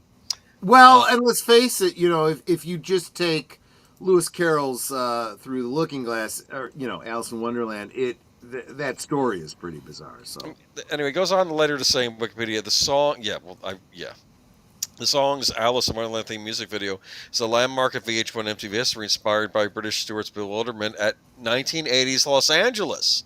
With Petty as the Mad Hatter, the director Jeff Stein creates a creepy, fun hallucination, edible teacups, size-changing spectacles, and polymorphing piglets. I wanted to get a picture of the piglet, but I couldn't find a good one. Throughout, Petty leered with gusto, and today at the Washington Post, critic Chris Richards nails the aspect of Petty's career that the song most embodied. As handsome as they were, his rock and roll songs came coated in a thin residue of psychedelic strangeness. He used the powers of MTV to burnish his image as a troubadour burnout whose closet happened to be overflowing with cool sunglasses and freaky top hats. So, as Boomer just pointed out, he wasn't able to find a particular picture, but you can see all of these videos. I created for you a playlist. Check it out. It's pinned to the top of every single one of these videos. You can watch these videos on YouTube right now if you want to. I would be perfectly fine if you opened up another tab and listened to these songs as we're talking about them. At the end of the video, Alice meets the unhappy fate of being turned into a sheet cake and devoured by the band. As such, an image could easily be read as a celebration of predatory behavior. No, they're eating her. That's what that image That's what it is. about. It's not symbolic. But actually, it's pretty on the nose in my my opinion. face when they were cutting her up. Oh, they actually MTV made them cut out the scene. MTV. But there's a charming 2013 interview with Louise Wish Foley, the actor who played Alice at Noelmania.com. I was too young to articulate what I was thinking at the time, but my thought on violence against women was, it's just a video, she said. It doesn't have any information. Oh, God, I like this girl even more now. It is a fantastical, funny, imaginative concept committed to the film. For her efforts, Cohen received a one-time payment of $2,500 and a pair of Tom Petty's prop sunglasses. To her tell it, she lived more or less a stereotypical normal life since then, moving on from acting into HR computing systems and raising kids. Don't Come Around Here No More was just remarkably odd, highlighted in a longer, more recognized arc for her, as it was in a way for Petty and for his listeners. Okay, that's interesting. So she went on to read, I guess, have a regular life after this. But she does look like she is a great Alice. I'll say this. Look at these. Look at these weirdos, man. They're just because I almost thought of this like this is like an 80s version of Wonderland. And there's the sheet cake.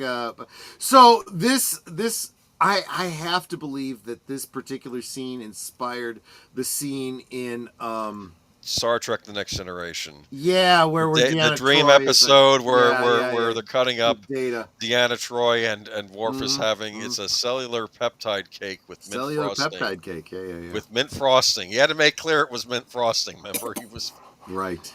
Which is odd because Worf, I don't expect is a guy that normally eats sweets, right? So it was kind of odd. Keep in mind it was Data's dream, so I know, but that's my doesn't point. Matter. Everything's weird in the dream, right? It's like, let's face it, the only person that was eating Deanna Troi was Riker, so let's just, Oh, why do you have to go there? Netter just gave me the look. I'm in trouble. Tree Rock Creation says that video. Show, dear. Well, it's supposed to be, but look, it's after Watershed. It's not that family show. I have to imagine, though, that, I know supposedly Alice is getting devoured and he burps at the end, but for all I know, there's another adventure of her now going around the Mad Hatter's organs and trying to get out. I mean, this is just because it's Alice in Wonderland. No, you don't want to go that route because that means she's getting pooped out at some point. I never brought up, but there was a game I had, Bonk's Adventure for the TurboGrafx 16, where you go into a dinosaur eats you, and you're like fighting off like the stomach acid and like the little parasites inside him. And then you have to break through these rocks, and I think you basically come out the tail, and I'm like, you gotta come out his ass for crying basically, out loud. yes. Oh, and damn. You didn't see that on Nintendo. Okay, I'm just saying. No. Okay. But it seems very Japanese, I gotta be honest with you there. So, is that all you got? Because I want to get into go jump in. Do your thing. So this is a deep dive on the origin story of this song. In 1984, Stevie Nicks, love Stevie Nicks, and her producer, Jimmy Evine, I think I'm pronouncing this correctly, Evine, I believe is how it's pronounced. I may be wrong. Asked the Heartbreakers leader if he could recommend any songwriters for their next project. Petty had been impressed by Sweet Dreams Are Made of This by the Eurythmics, and he suggested its writer and performer, David Stewart. Petty thought nothing more about it until he received a call from Stewart asking him to join them in a studio. When he arrived at the studio, he found that Stewart, Nicks, and Evine were struggling with a partly written piece. The song had been sparked by something Stewart overheard Nicks say while throwing her former lover, Joe Walsh, out of her house. Don't come around here no more.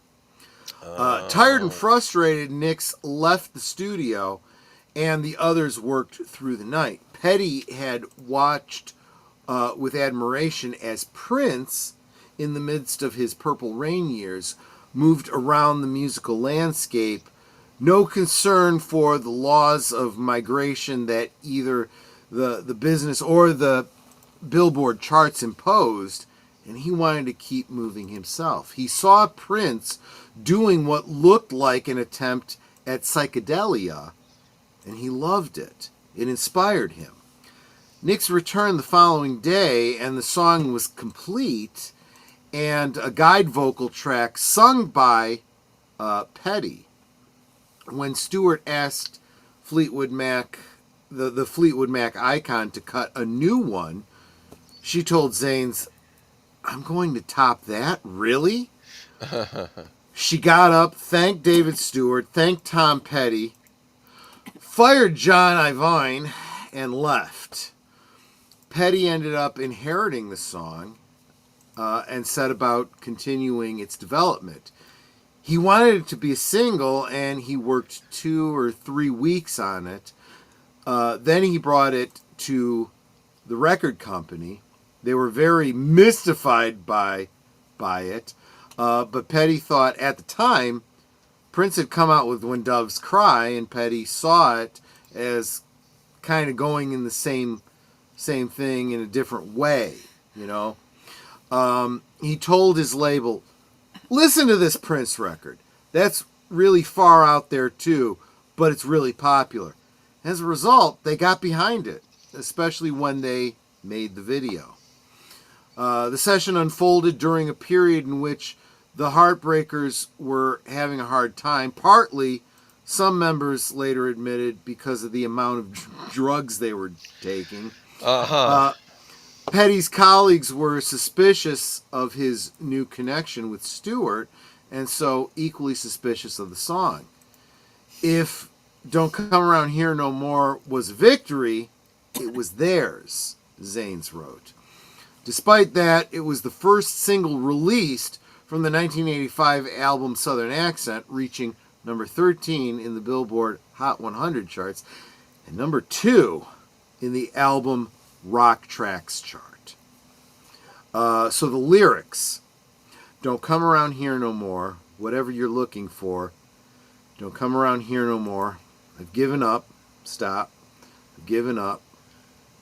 I've given up on waiting any longer.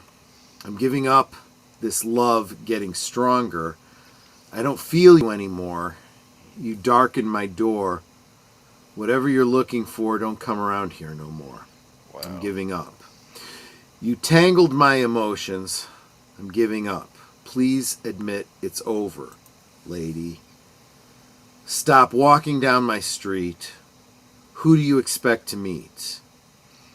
And whatever you're looking for, honey, please don't come around here no more. Whatever you're looking for, don't come around here no more."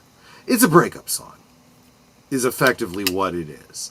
That's the funny thing. We get caught up in the narrative of these videos, and we miss the lyrics. And even sometimes as you're singing the lyrics along with the song, you never actually listen to the lyrics to get the message. You know, this one's pretty simple and straightforward. He's basically saying, "Get the fuck out, bitch."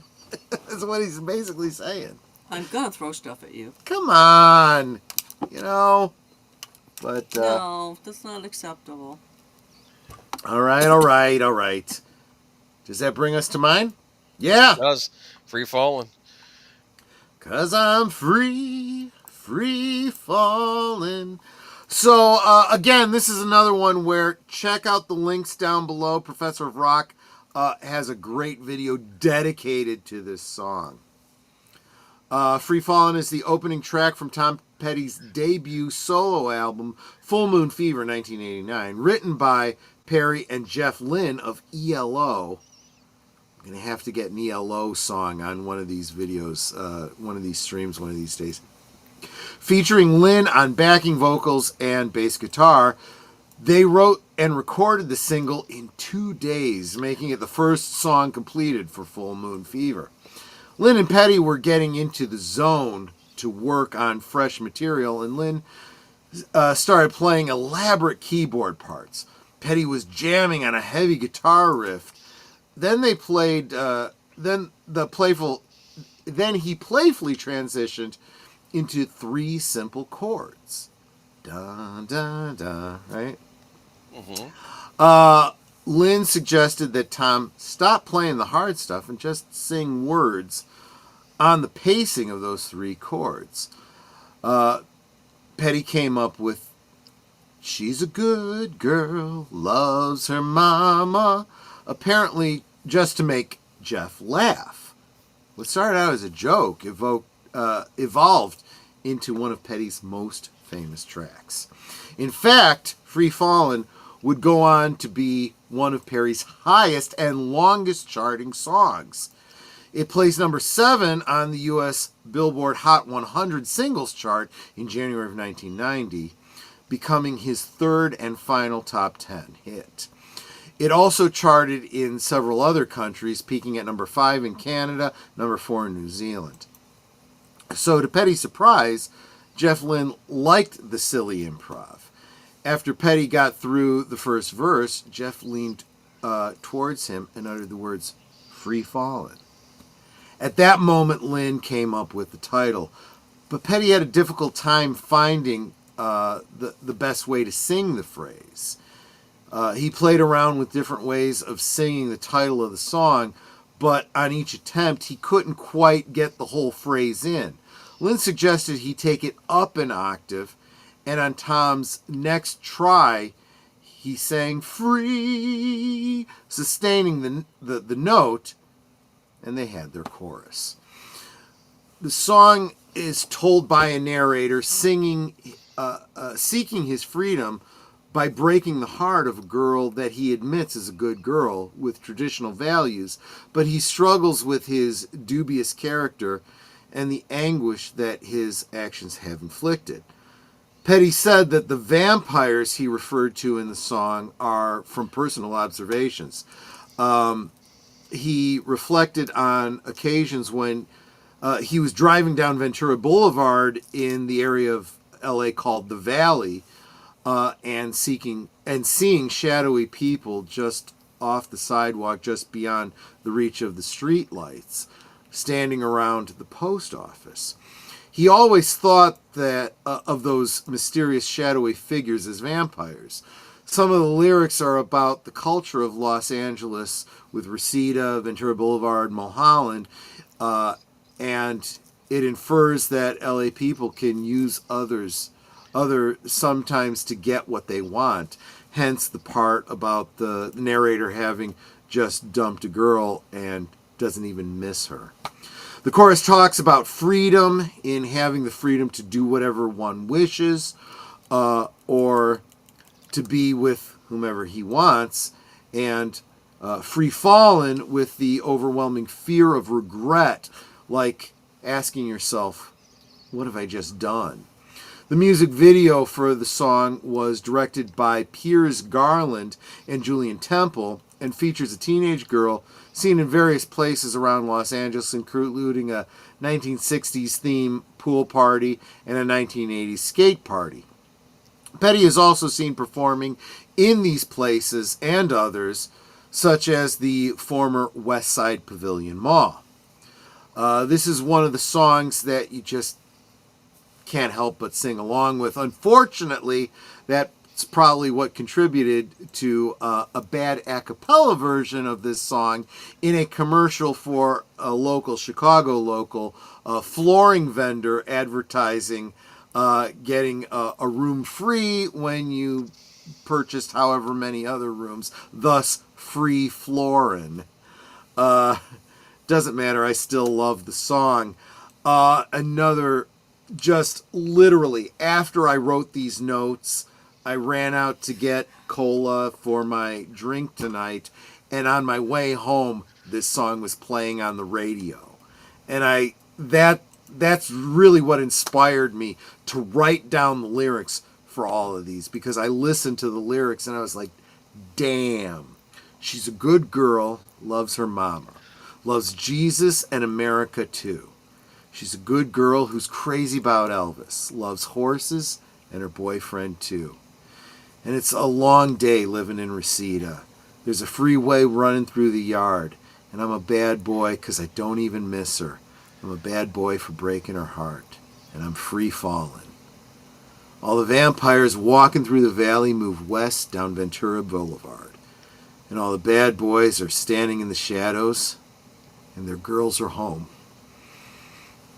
with broken hearts. Sorry, that chokes me up. That line gets me every time. Those fucking bastards. And I'm free falling. Okay, and to that last part, you sound like the Professor of Rock. Well, no, he definitely inspired a lot of this. I got a lot of my notes from him, so please check out his videos. They're listed in the description below. Please check that out. I thought this was a video about skateboarding. Oh, this is funny. Tree Rock Creation says, Netter, what's the price of singing the entire Beethoven Symphony No. 9 in D minor, Opus 125, Ode to Joy? Yeah, I'm kidding again. Though, no, I'm not drunk. Well, I don't know it. Well, we are more than halfway there. So we have 6. 5, 10, 15, $20 would get us there. I would take one. Well, I don't know if Netter agrees to this. I shouldn't speak for her, but I think one $20 super chat would pretty much do it. Or you can gift a membership, and there's absolutely the 5 right there. Absolutely, there's that too. So anyway, because I consider that growing the community. Absolutely. So that's free falling, and but it's about skateboarding. Well, there is that element of it too. Yeah. But that's all there is in this. I'm sorry. That image you got about? there. You're doing all this other stuff about vampires and symbolism. No, it's about a little I just girl. listened to the friggin' lyrics. Like, no, I'm watching the video, and she's being all prim and proper with her, her Doris Day birthday party. Or well, I don't know. I mean, like, I'm looking. I want to go skateboarding.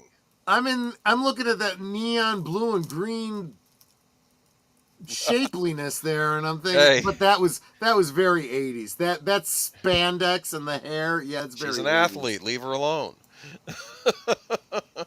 Hey, if you've got it, you may as well flaunt it. No doubt about it. But she's hanging out with the skater punks. That's the thing, and this was. I'm just saying. Yeah. Okay. All right. So do we move on to mine? Damn great outfit. Yes, bust a move, my friend. Young MC. Okay. Surely you've heard this song before, right? I absolutely have. If you haven't, you've missed out. Young MC. All right. Let me get a bit into this before we get to the video, which oddly enough, the video is not talked about that much, which I thought was odd. I think it's a good video, but okay. Bust a Move is a song by British-American rapper Young MC from his debut 1989 album Stone Cold Rhythm. The song is built on a sample of Found a Child by the group Bal and Jack. The electronic Lynn drum sound was sampled from the song Radioactivity by Royal Cash. The breakdown segment contains a combination of beats sampled from songs Scorpio by Dennis Coffey and Detroit Guitar Band and Daytime Hustler by Betty Midler. Bust a Move also has guest vocals by Crystal Blake and bass guitar by Red Hot Chili Peppers bassist Flea, who both appear in the music video. Released as a single on May 22nd, 1989, Bust a Move is Young MC's biggest hit, reaching number 7 on the U.S. Billboard Hot 100 and topping the charts in Australia in 1990.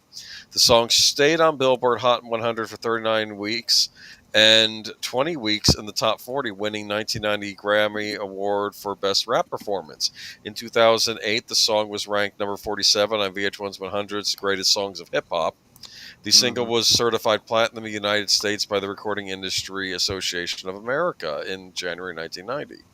And, of course, the song is featured in films such as Uncle Buck. Remember Uncle Buck? I do. I actually had that in my notes too. Yes. And let me see. Blind Side, 17 again. Perks of Being a Wallflower. Let me interrupt you real quick Go to ahead. address a great comment here from Ejected Curtain. He said, I'm brand new here. Will you play one of your songs, or is there a copyright dumb stuff? Yes, there is. We really can't play these. I've referenced Professor Rock, who's having terrible problems with just playing little 5-second clips of these songs. But pinned to the top of your chat. I had to put it in my chat. Oh, sorry. I didn't even think about that. Yeah. Pinned to the top of the chat, if you're on mine or on Netter's channel, is a playlist I put together where you can literally play every single one of these songs. So yeah, go ahead and check that out. Mark Daly, thank you so much. Rumor has it Obamas are on the rocks. An anonymous servant reported hearing, well, yeah, but then he ended up face down in a pool. So let's. I don't know. I don't know about that, right? Ejector said our personal songs. Which personal songs? We're not sure what you mean. If you're talking about our songs, as in karaoke, that's next week. And yes, we will be doing those live, but we'll be doing them live over on the Green Machine. But there'll be links. Trust me, we'll make. Yeah, there'll be links. We'll explain it all. Yeah. And exactly. of course, you are invited to come. You are invited. If you want to sing along, yeah. If you want to do a song yourself, we'll make that happen for you. Right now, they're trying to bribe me to sing. But right now, we've got 7 out of 10. We need 3 more $5 super. $15 would do it, and we'll get Netter singing next week. So moving on, though, nice looking women in this video. I like the one with the dark hat. When she's dancing around, you see her backside, and there's little stop signs on her. Yeah, I seriously thought about putting that into the thumbnail, but every time I did, young MC had this goofy look on his face because he's in the middle of singing the lyrics. I'm like, that doesn't look so good. That doesn't look so good. All right, but let me go ahead and get into $10 more. No? Boom! Wait a minute. Because Mark Daly's super chat was I got $10. that. I read it. Yeah. Okay. Right, but it was $10. That means we only need $10 more. I got you. Just Not 2 more. 10. Yeah. 2 more $5 or 1 more $10. Okay. Right. You know what? She's just that might not have been the best freeze frame on her, but she's a very beautiful lady. There was no doubt about that. Hold on, I might have a better one. Let me move along to. There we go. That's a better freeze frame, I think. Yeah. MTV. Oh, I'm sorry. Were you done? No, I'm not quite done yet. Okay, yeah, go ahead. Just say "Bust a Move" is a playable song in the rhythm game Dance Central. Appears on the soundtrack of the 26th video game Forza Horizon 3. And it was regularly used on the show My Name is Earl. And yes. I do have a Yum MC interview from Spin Magazine, too. I'll read a bit from that. There's a bunch of stuff in here. I'm not going to be able to get to all of it, but like... Marvin Young was better known as Young MC, was like a secret weapon for Delicious Vinyl, late 1980s, early 90s. In 1989, he co-wrote the Tone Logic single Wild Thing, which went on to sell more than 2.5 million copies. I should have thought to do that. Funky Cold Medina. Yes, I had that in my notes too. Yeah. But less than 2 months after Funky Cold Medina blew up, Young MC exploded from the cannon with his Bust Move featuring Red Hot Chili Peppers' Flea on bass and singer Crystal Blake on the hook. This was interesting. Academia by day, MC by night. I was in college at the University of Southern California. This is Young MC speaking. I would have been 1988 when I wrote it. I was writing my songs after homework on school nights, and I remember the draft to Bust a Move. Once I got the track, took about 90 minutes. Other than changing the title because we initially make that move, other than that, it's pretty much verbatim. It's a lot of on-stream consciousness, no rhythm dictionary, nothing. And a lot of the big words came from the fact that I was probably doing English or some other homework right beforehand. So my vocabulary is kind of on that multisyllabic realm. And then I write the song. Dude, the lyrics are just poetic. They really are. I mean, even more so than some of the other ones on this list. Netter, what's up? Ejecta Curtain has... has gifted a Netters Network membership. Oh, to thank you so Dan- much. To Dan Crane. Welcome, So Dan need- Crane, even though you're not actually Yeah. here in the So chat. we only need $5 more, and then I'll be forced to sing. We are $5 away from making Netter sing. Make her sing. She Make didn't her sing sing. last time. Sing, Netter, sing. Okay, I'm sorry. I didn't mean to interrupt you. No, it's fine. No, it's fine. I have extra. Okay, let me see. Surprise! It's a hit. You're talking about not only a new genre in terms of rap, but crossover West Coast rap that barely existed. There weren't a lot of West Coast records that were getting played on national R&B or pop radio at the time. That's true. Nothing had come out of California on a pop or dance level. Not to that extent. Nothing. We're talking 88, 89 when mobile phones are larger than textbooks and not everybody has cable. And there's really not too much in terms of the internet. You don't know how big the record is other than looking at Billboard charts and that kind of thing. True. It's not like you can go to a website, click and see how many sales you've had.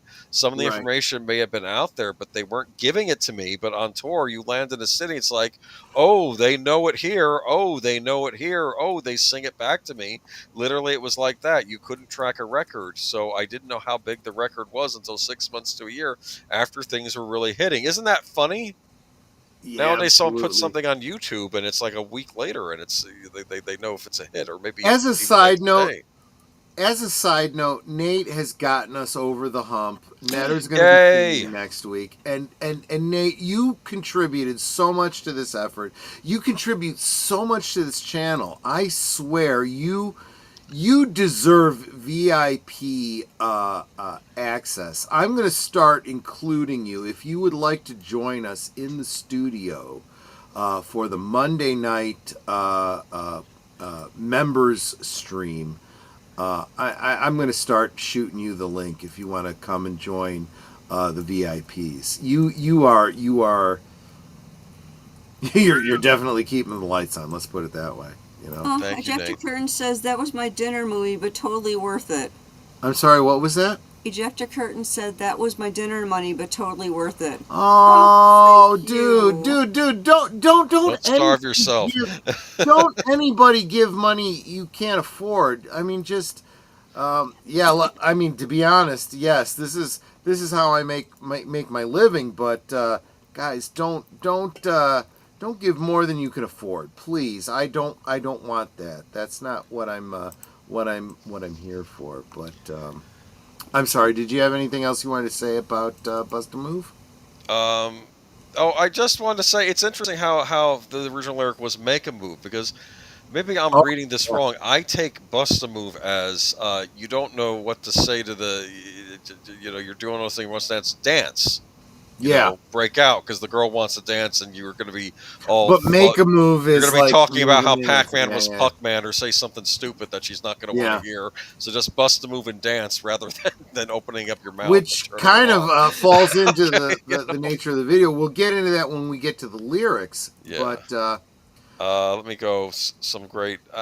Again, there's Flea. I couldn't find a lot of images for this. I do advise you checking out the video. It's a lot of fun, and it is a classic. Now it's funny because I'm. you know who that is? Who? That's Do you Flea know at who the that end. is? You just pictured there. Flea from Red Hot That's Chili Flea Peppers. from Yes. Red Hot Chili Peppers. Yeah. And it's let's see. Crystal Blake was the girl that you just had up. Yeah.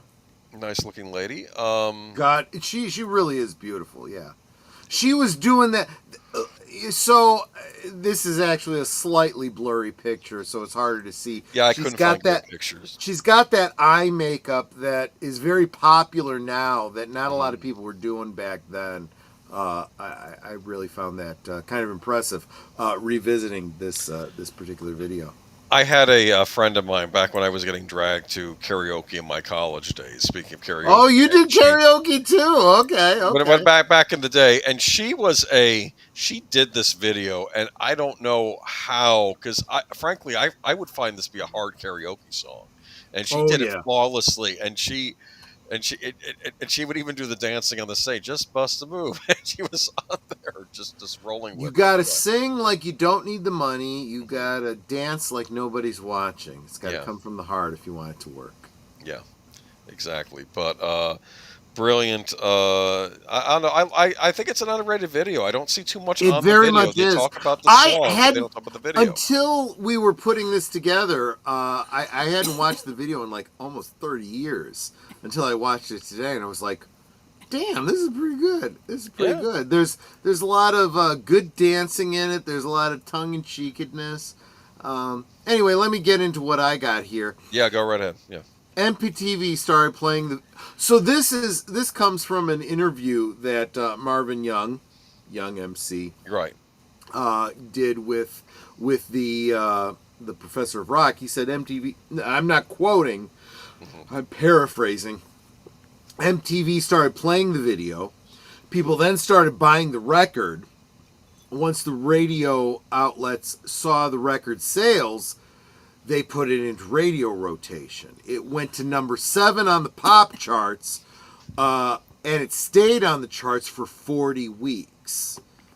So the reason I include that particular segment of his testimony about it is to point out that the popularity of this song really came from the video. It started with the video in rotation on MTV that led to the record sales, which led to, the charts. Bust a Move was featured, like you said, in the John Hughes classic, Uncle Buck. Man, I got to do a watch party of Uncle Buck. That one is a beloved one in this house. Buck melanoma, Molly Russell's wart, not her pimple, not her tumor. Yes. I love that whole bit is hysterical. I used it used samples from songs by Bette Midler, Ball and Jack, Royal Cash, and Dennis Coffey and the Detroit Guitar Band. It featured guest vocals by Crystal Blake, very lovely Crystal Blake, and bass guitar by Flea of Red Hot Chili Peppers, both of whom appear in the video. Young also co-wrote the 2 biggest rap hits of the 80s for Tone Loc, Wild Thing and Funky Cole Medina. So the lyrics go, "This here's a jam for all the fellas." I'm going to be very white about this. "Trying to do what those ladies tell us. Get shot down because you're overzealous." Overzealous as one Well, some word. of the men being shown examples are they're white guys and black guys in both in the video doing the moves. So yeah. Oh yeah. This was a diverse crowd. No doubt. You're right. About Yeah. Play hard to get. Females get jealous. Okay, smarty, go to a party. Girls are scantily clad and showing body. Oh gosh, I didn't even realize that line. It's brilliant. That's so true. That is brilliant. I don't know if the song could play today. I don't know. No, probably not. No. Well, no, because dude, if you're a black singer and you're singing these lyrics, yeah, I dare you to say anything about it. That's just the way the modern modern way goes. Let's see. And hello, Wilkie's Movies and Music, who became a Barfly. Dude! Oh, thank you so much. No, I hope you didn't feel obligated, man. Wilkie's Movies and Music just became monetized. We've been doing everything we could to get him past that 500 subscriber mark, and he already had the viewership, so he's watch hours, yeah. He's doing it on his own, but we helped get him. I like to think we helped get him over that hump, but guys, please go check out Netter's last Thursday things on her channel where she interviewed Wilkie's Movies and Music. We got him coming back up in 2 weeks. Well, you want to listen to like the last half hour. Whatever. But I am having him back on, not next week, but the week after. And if you're following me every Friday on Liquid Lunch, I will be shepherding you over to his channel every Friday that he's got a live stream. Thank you so much, Corey. You're wonderful. You really, really are. As I always say, if I like a channel and you like what I like, you're probably going to like the channels I follow. So where was I? Play hard to get the girl... Get the lyrics. Play hard to get. Yeah. Females get jealous. Okay, smarty, go to a party. Girls are scantily clad and showing body. A chick walks by. You wish you could sex her. But well, keep in mind before there was email, there was text messaging back in the 80s. But you're standing on the wall like you was a Poindexter. Next day's function, high class luncheon, food is served, and you're stone cold munching. Music comes on, people start to dance. But then you ate so much you nearly split your pants. Oh, guys, Love that. These lyrics are perfectly encapsulated in the video. All of this is beautifully illustrated by the action in the video. You got to check it out. Again, the playlist is up at the top. Check out these videos. A girl starts walking, guys start gawking, sits down next to you and starts talking, says she wants to dance because she likes the groove. So come on, fatso, just bust a move. Next lyric. You're on a mission and you're wishing someone could cure your lonely condition. Looking for love in all the wrong places. No fine girls, just ugly faces. From frustration, first inclination, it's to become a monk and leave the situation. But every dark tunnel has a lighter hope. So don't hang yourself with a celibate rope. I'm looking at you, Skeptic Tank. I saw you drop that line. New movie showing, so you're going. Could care less about the 5 you're blowing. 5? Fuck. This was a long time ago, right? Theaters get dark. George Range, I take it, yeah. Yeah, just to start the show. Then you spot the fine woman sitting in the front row. She's dressed in yellow. She says, hello. Come sit next to me, you're fine fellow. You run over there without a second to lose. And what comes next? Hey, bust a move. Guys tell jokes so they can seem witty. Tell the funny joke just to get some play. That doesn't rhyme. Oh, I missed a line, that's why. I'm sorry. Okay. I missed a line.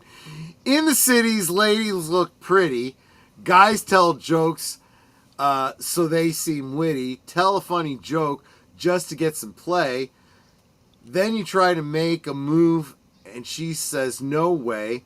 Girls are freaking, goodness sakin', and they want a man who brings home the bacon.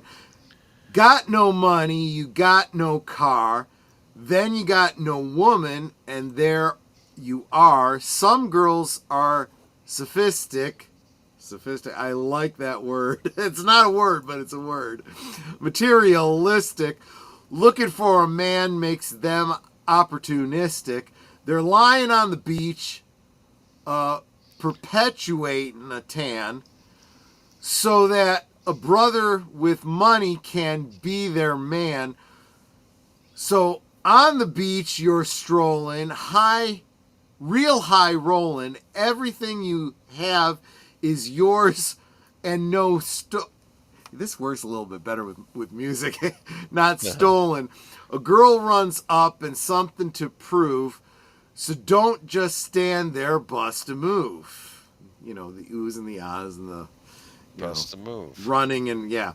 Your best friend Harry has a brother Larry. His 5 days from now, he's gonna marry. He's hoping you can make it there if you can, because in the ceremony, you'll be the best man.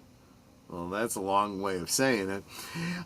You say neato, check your libido. Holy crap. Some of these lyrics, I love it. It's brilliant.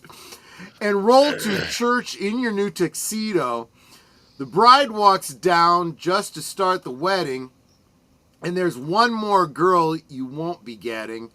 So you start thinking, then you start blinking. A bridesmaid looks and thinks that you're winking. She thinks you're kind of cute, and she winks back. And now you're feeling really fine because the girl is stacked. Reception's jumping, bass is pumping. Look at the girl and your heart starts thumping. She says she wants to dance to a different groove. Now you know what to do. Gee, bust a move. Brilliant. Damn, that's a song about a guy who's learning to be a player. Just saying. Or just be a player. Yes. It's interesting that brings up the term Poindexter. This is a reference term that might be lost on It was the a younger term generation. that meant nerd. Do you know what its origin is? I was looking that up while you were reading. I don't. Because I remember Poindexter was tossed around when I was a kid, and that's actually it's a 1980s name of a character in the animated television series Felix the Cat, known for his intelligence and his use of scientific jargon, and he had glasses. That's where that came from. Interesting. So Poindexter becomes known as like nerd, like the skinny guy with the glasses, with the pocket protector. Yeah. That ends up becoming the term Poindexter, and I often wondered where its origin came from. But I remember that was tossed around a lot. That's like another name for nerd back in the 80s. CluuStudios, welcome, by the way. He says nerd. I love that. Gen X were cruel. Yeah. Let's be honest here. Tree Rock Creations says, I miss mixtapes. Yeah, I used to record a lot of songs off the radio, and I made a couple mixtapes for Netter. A couple songs that she didn't otherwise know that became big favorites of hers just because I put them on a mixtape for her. Just saying. Mixtapes. There was a purpose for it. And this was, look, I hate to sound like the old fogey in the room, but some of these songs were kind of friggin' brilliant. And now that you've got these, what was it that Dan Aykroyd called this pre-programmed electronic disco music? This AI generated. Hey, look, some of my music is AI generated, and it's actually pretty good. People talk about, hey, that's very catchy. You know why it's catchy? Because the computer has gone out there and done the algorithms and paid attention to the most popular music and figured out what everybody finds catchy and reproduces it, There's kind of an algorithm that determines what is good music. And that's actually kind of true. I mean, music is mathematics. And people have talked about this for a long time. And you may not, actually, analyze it to figure it out. Some people kind of understand it intuitively without doing the maths. But the computers are actually doing the maths and recreating catchy music for us. But this picture again, the woman looks like the woman behind the singer is whipping him. Might be. Maybe off camera. That's exactly what was going on. You never know. Never know. I don't want to yuck somebody's. She was very pretty. She really was. But these pictures, these still pictures don't watch the video. Check out the I wish video. It's better in the playlist I've got listed above. I have an ex-girlfriend that wrote a zine. Is that, for those of you that don't know what a zine is, they were or a zine. I've heard them called zines too. They were independently produced magazines sold in record shops. Yeah, record shops and independent art shops and stuff like that, especially in big cities. Had a lot of them around here. And she put one of my playlists into an issue. Long time since dem days. Yeah, I dig it. I really do. And I guess in a way, Boomer Wouldn't you agree? That's kind of what these kinds of streams are. It's our little mixtape in a way. Well, it's our trying to also, I think we forget what things were like sometimes. I mean, I'm not going to say this is the good old days. But like even the young MC's recollections of what it was like back then when you didn't know if you had a hit yet. You're just because the information wasn't there. There was no internet. It's that was that. No. Yeah, you're referencing probably the same interview that I saw. Right. He basically said that he was like, look, it wasn't until the video came out and the record sales started coming in. And it's playing on all the radio stations because of MTV. And he was like, oh. And he said I was already on tour at the time, trying to promote the song. So. Huh. Cool. But yeah. Anyway, but those are a couple of 6 songs from the 80s. Netter, did you say we already made the $50 we had as a goal? Guys, next week we will be doing a karaoke stream. The way this works, for those of you that were here for the last one, is I will start the stream over here, say hi to all of you all. It usually takes about a half hour because you guys are so wonderful. Come in, say hi to all of you, but I will have posted the forwarding link. We're going to go over to the Green Machine where we have a little bit more freedom, and you guys can join me over there. If you want, you can join me in the studio and sing a song. Which would be amazing. I would love to hear you guys sing. Yes, absolutely. I am going to shoot out the invite to some bigger channels like Deleted Scenes and Tom Connors from Midnight's Edge After Dark. They tend to be, karaoke whores. So maybe I can get them to come join us. We'll see. But Netter and I did karaoke when we were dating. He's still here. He heard me call him a karaoke whore. I should be there. Netter and I did karaoke when we were first. She introduced me to karaoke. Her and her girlfriend introduced me to this whole concept. So that's why the B-52s, that's why I said it would be a great song for us to do as a duet. And now we'll do it next week as a duet.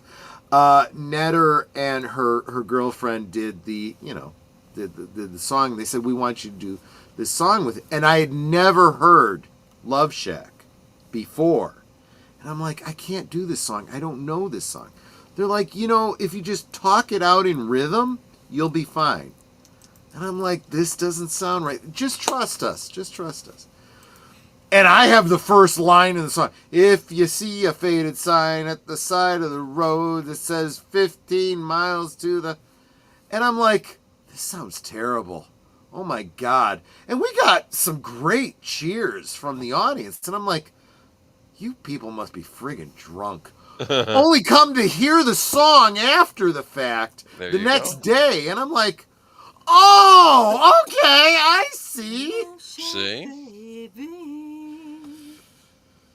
Got me a Chrysler, it's as big as a whale, and we're heading on down to the Love Shack. Well, I had no idea. I was actually doing a pretty decent job because it wasn't a very high bar. For that's a preview for next week, right? Yeah, exactly. Oh, you don't like Love Shack? Oh yeah, she and her friend used to do Rome. Oh gosh, and it was the first time I'd heard her. No. I'm sorry, maybe that was the one song that I knew by the B-52s, and when she and her friend did that, I'm like, hey, you guys are pretty good. Rome, I used to do Rome. Want to roam around the world. That's a good one. Oh, I love that song. Those gals did not age well. They didn't. I'm sorry. Yeah, lesbianism has a tendency to have an impact on you. Sorry, just saying. Nothing against them, but they tend to do the whole look like a man concept, which is not flattering. I don't find men attractive. I really don't. I'm just saying. Maybe it's just how I'm wired, you know. But the duet you guys should do is... I've thought about that. It's funny. It's funny that you say Kenny Rogers and Sheena Easton, because yes, they absolutely did the release version of that song. But on Dolly Parton's show, she had a variety show back in the 80s. What, 80s or 90s? I forget. And she had Kenny Rogers as a guest. And they did that duet. And I don't know if it was improv or not, but he sings, "We've Got Tonight." And she sings, "Who Needs Sheena Easton?" And I swear I don't remember anything after that. I just was laughing so hard that I thought that was friggin' brilliant. But if you want Kenny and Dolly, "Islands in the Stream," another great song. "Sail away." Oh gosh. If you are here from the Orville Nation, community, you must be a Dolly Parton fan. You should be if you're not. Dolly Parton is an American treasure. And you know, her Dollywood is actually doing better business than Disney at this point. Check out that Park Place and Valiant Renegade. They've talked about it. Yeah. Disney got too expensive, I think. That probably has something to do with it. Yes, Cynthia Nixon is another great example of a chewer of the rug who has hit the wall. To be fair, she got really sick, though. I mean, as I recalled, right? Could be lifestyle choices. Just saying. Yeah, Mark Daly's, thumbs up on that one. I don't know what went before this, but getting silly is what we're all about here, my friend. Just saying. I got challenged on my drunkenness. Someone said, by the end of your stream, you didn't seem all that drunk. And I'm like, it's because I usually stop drinking at a certain point and I start to lose my buzz. I gotta work on that. I'm sorry. I'll do better as I go forward. The Bearded Clam. Yes. The name of the bar from the Family Guy. Yeah. But there you go. Boy, man, that was a. We hit all the songs, right? We're not missing any, right? We got 6. We usually do 3 each, and I'm sure we'll tackle this again someday because there's always more videos. I did like how we started out at the beginning with basically the beginning of the 80s, which was 1980. Yeah. And we ended with 89 with the Free Falling and Bust a Mover 89. So we kind of ran the whole thing. But, so I've kind of acapella'd a couple of these songs throughout the night. Please don't take that as an indicator of my singing abilities.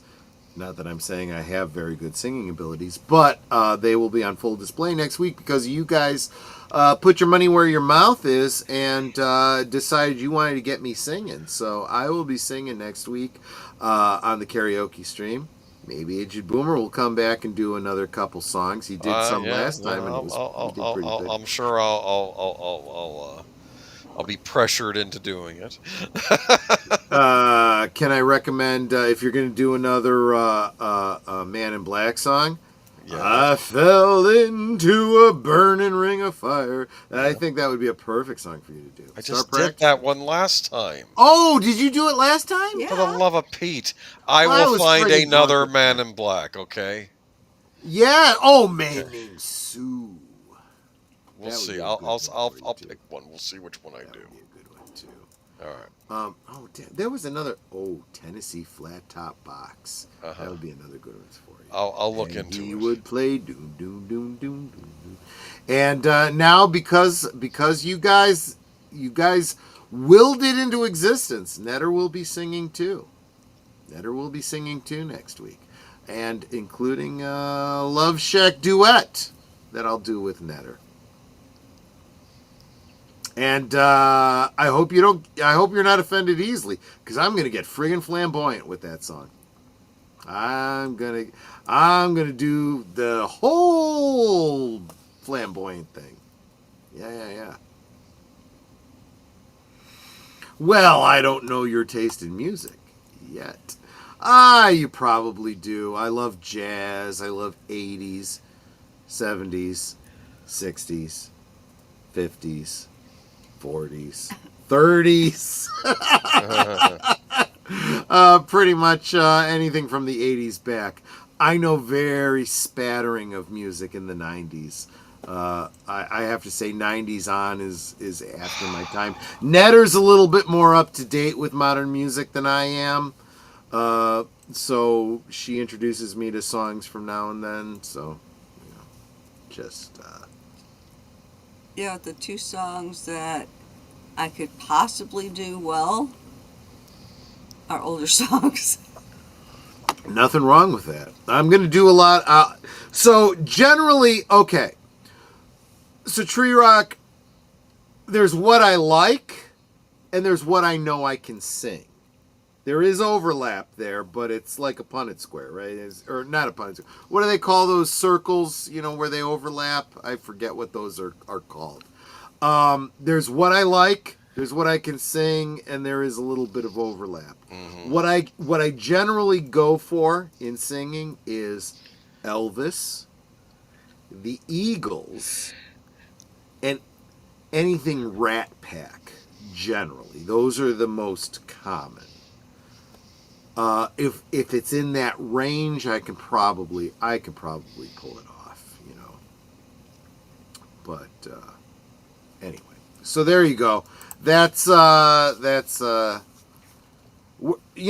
kind of pushing it hard. I hope you guys can all make it back next week. I think it'll be a lot of fun. Yes. But so I played the promos. You guys all know what's coming up. Do you want to say what you're doing tomorrow night, though? Just so they have a... Yeah. So tomorrow night, you probably caught it, but it didn't necessarily hit with you. Over on Netter's Network, we're going to be watching a double feature.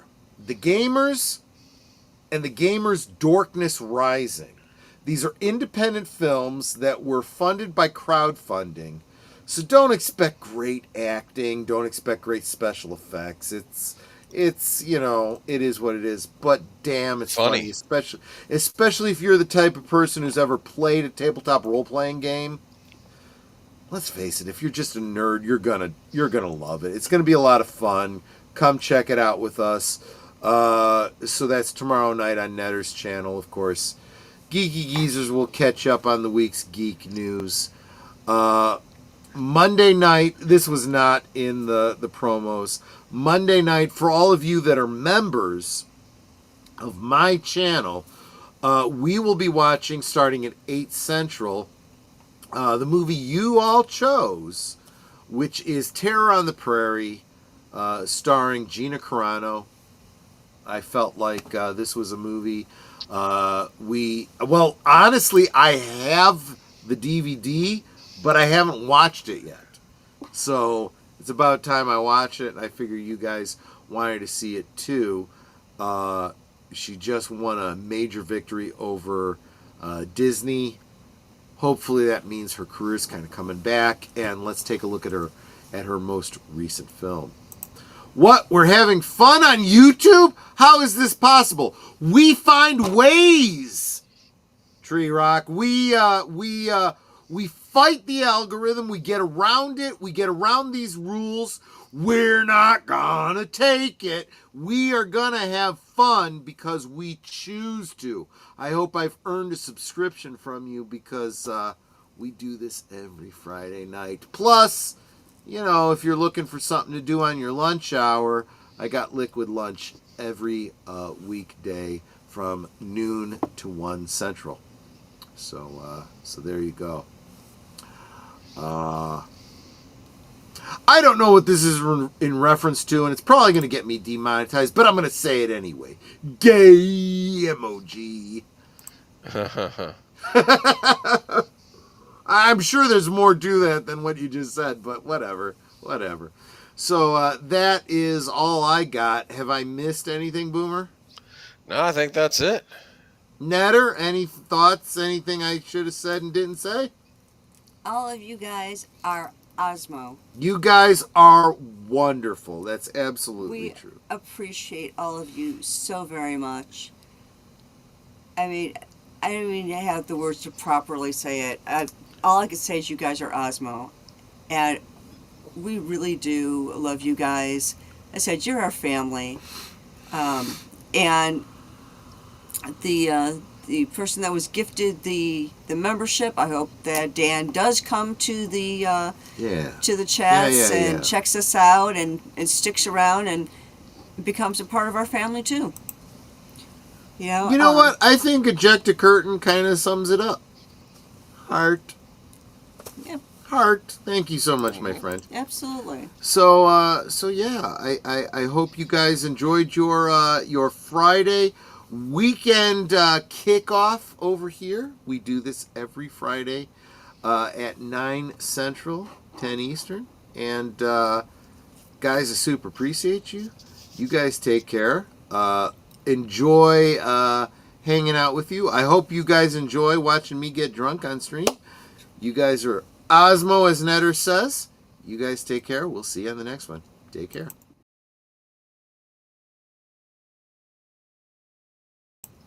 We don't have an outro, so I'm not going to even play the closing credits. I'm just going to end this stream.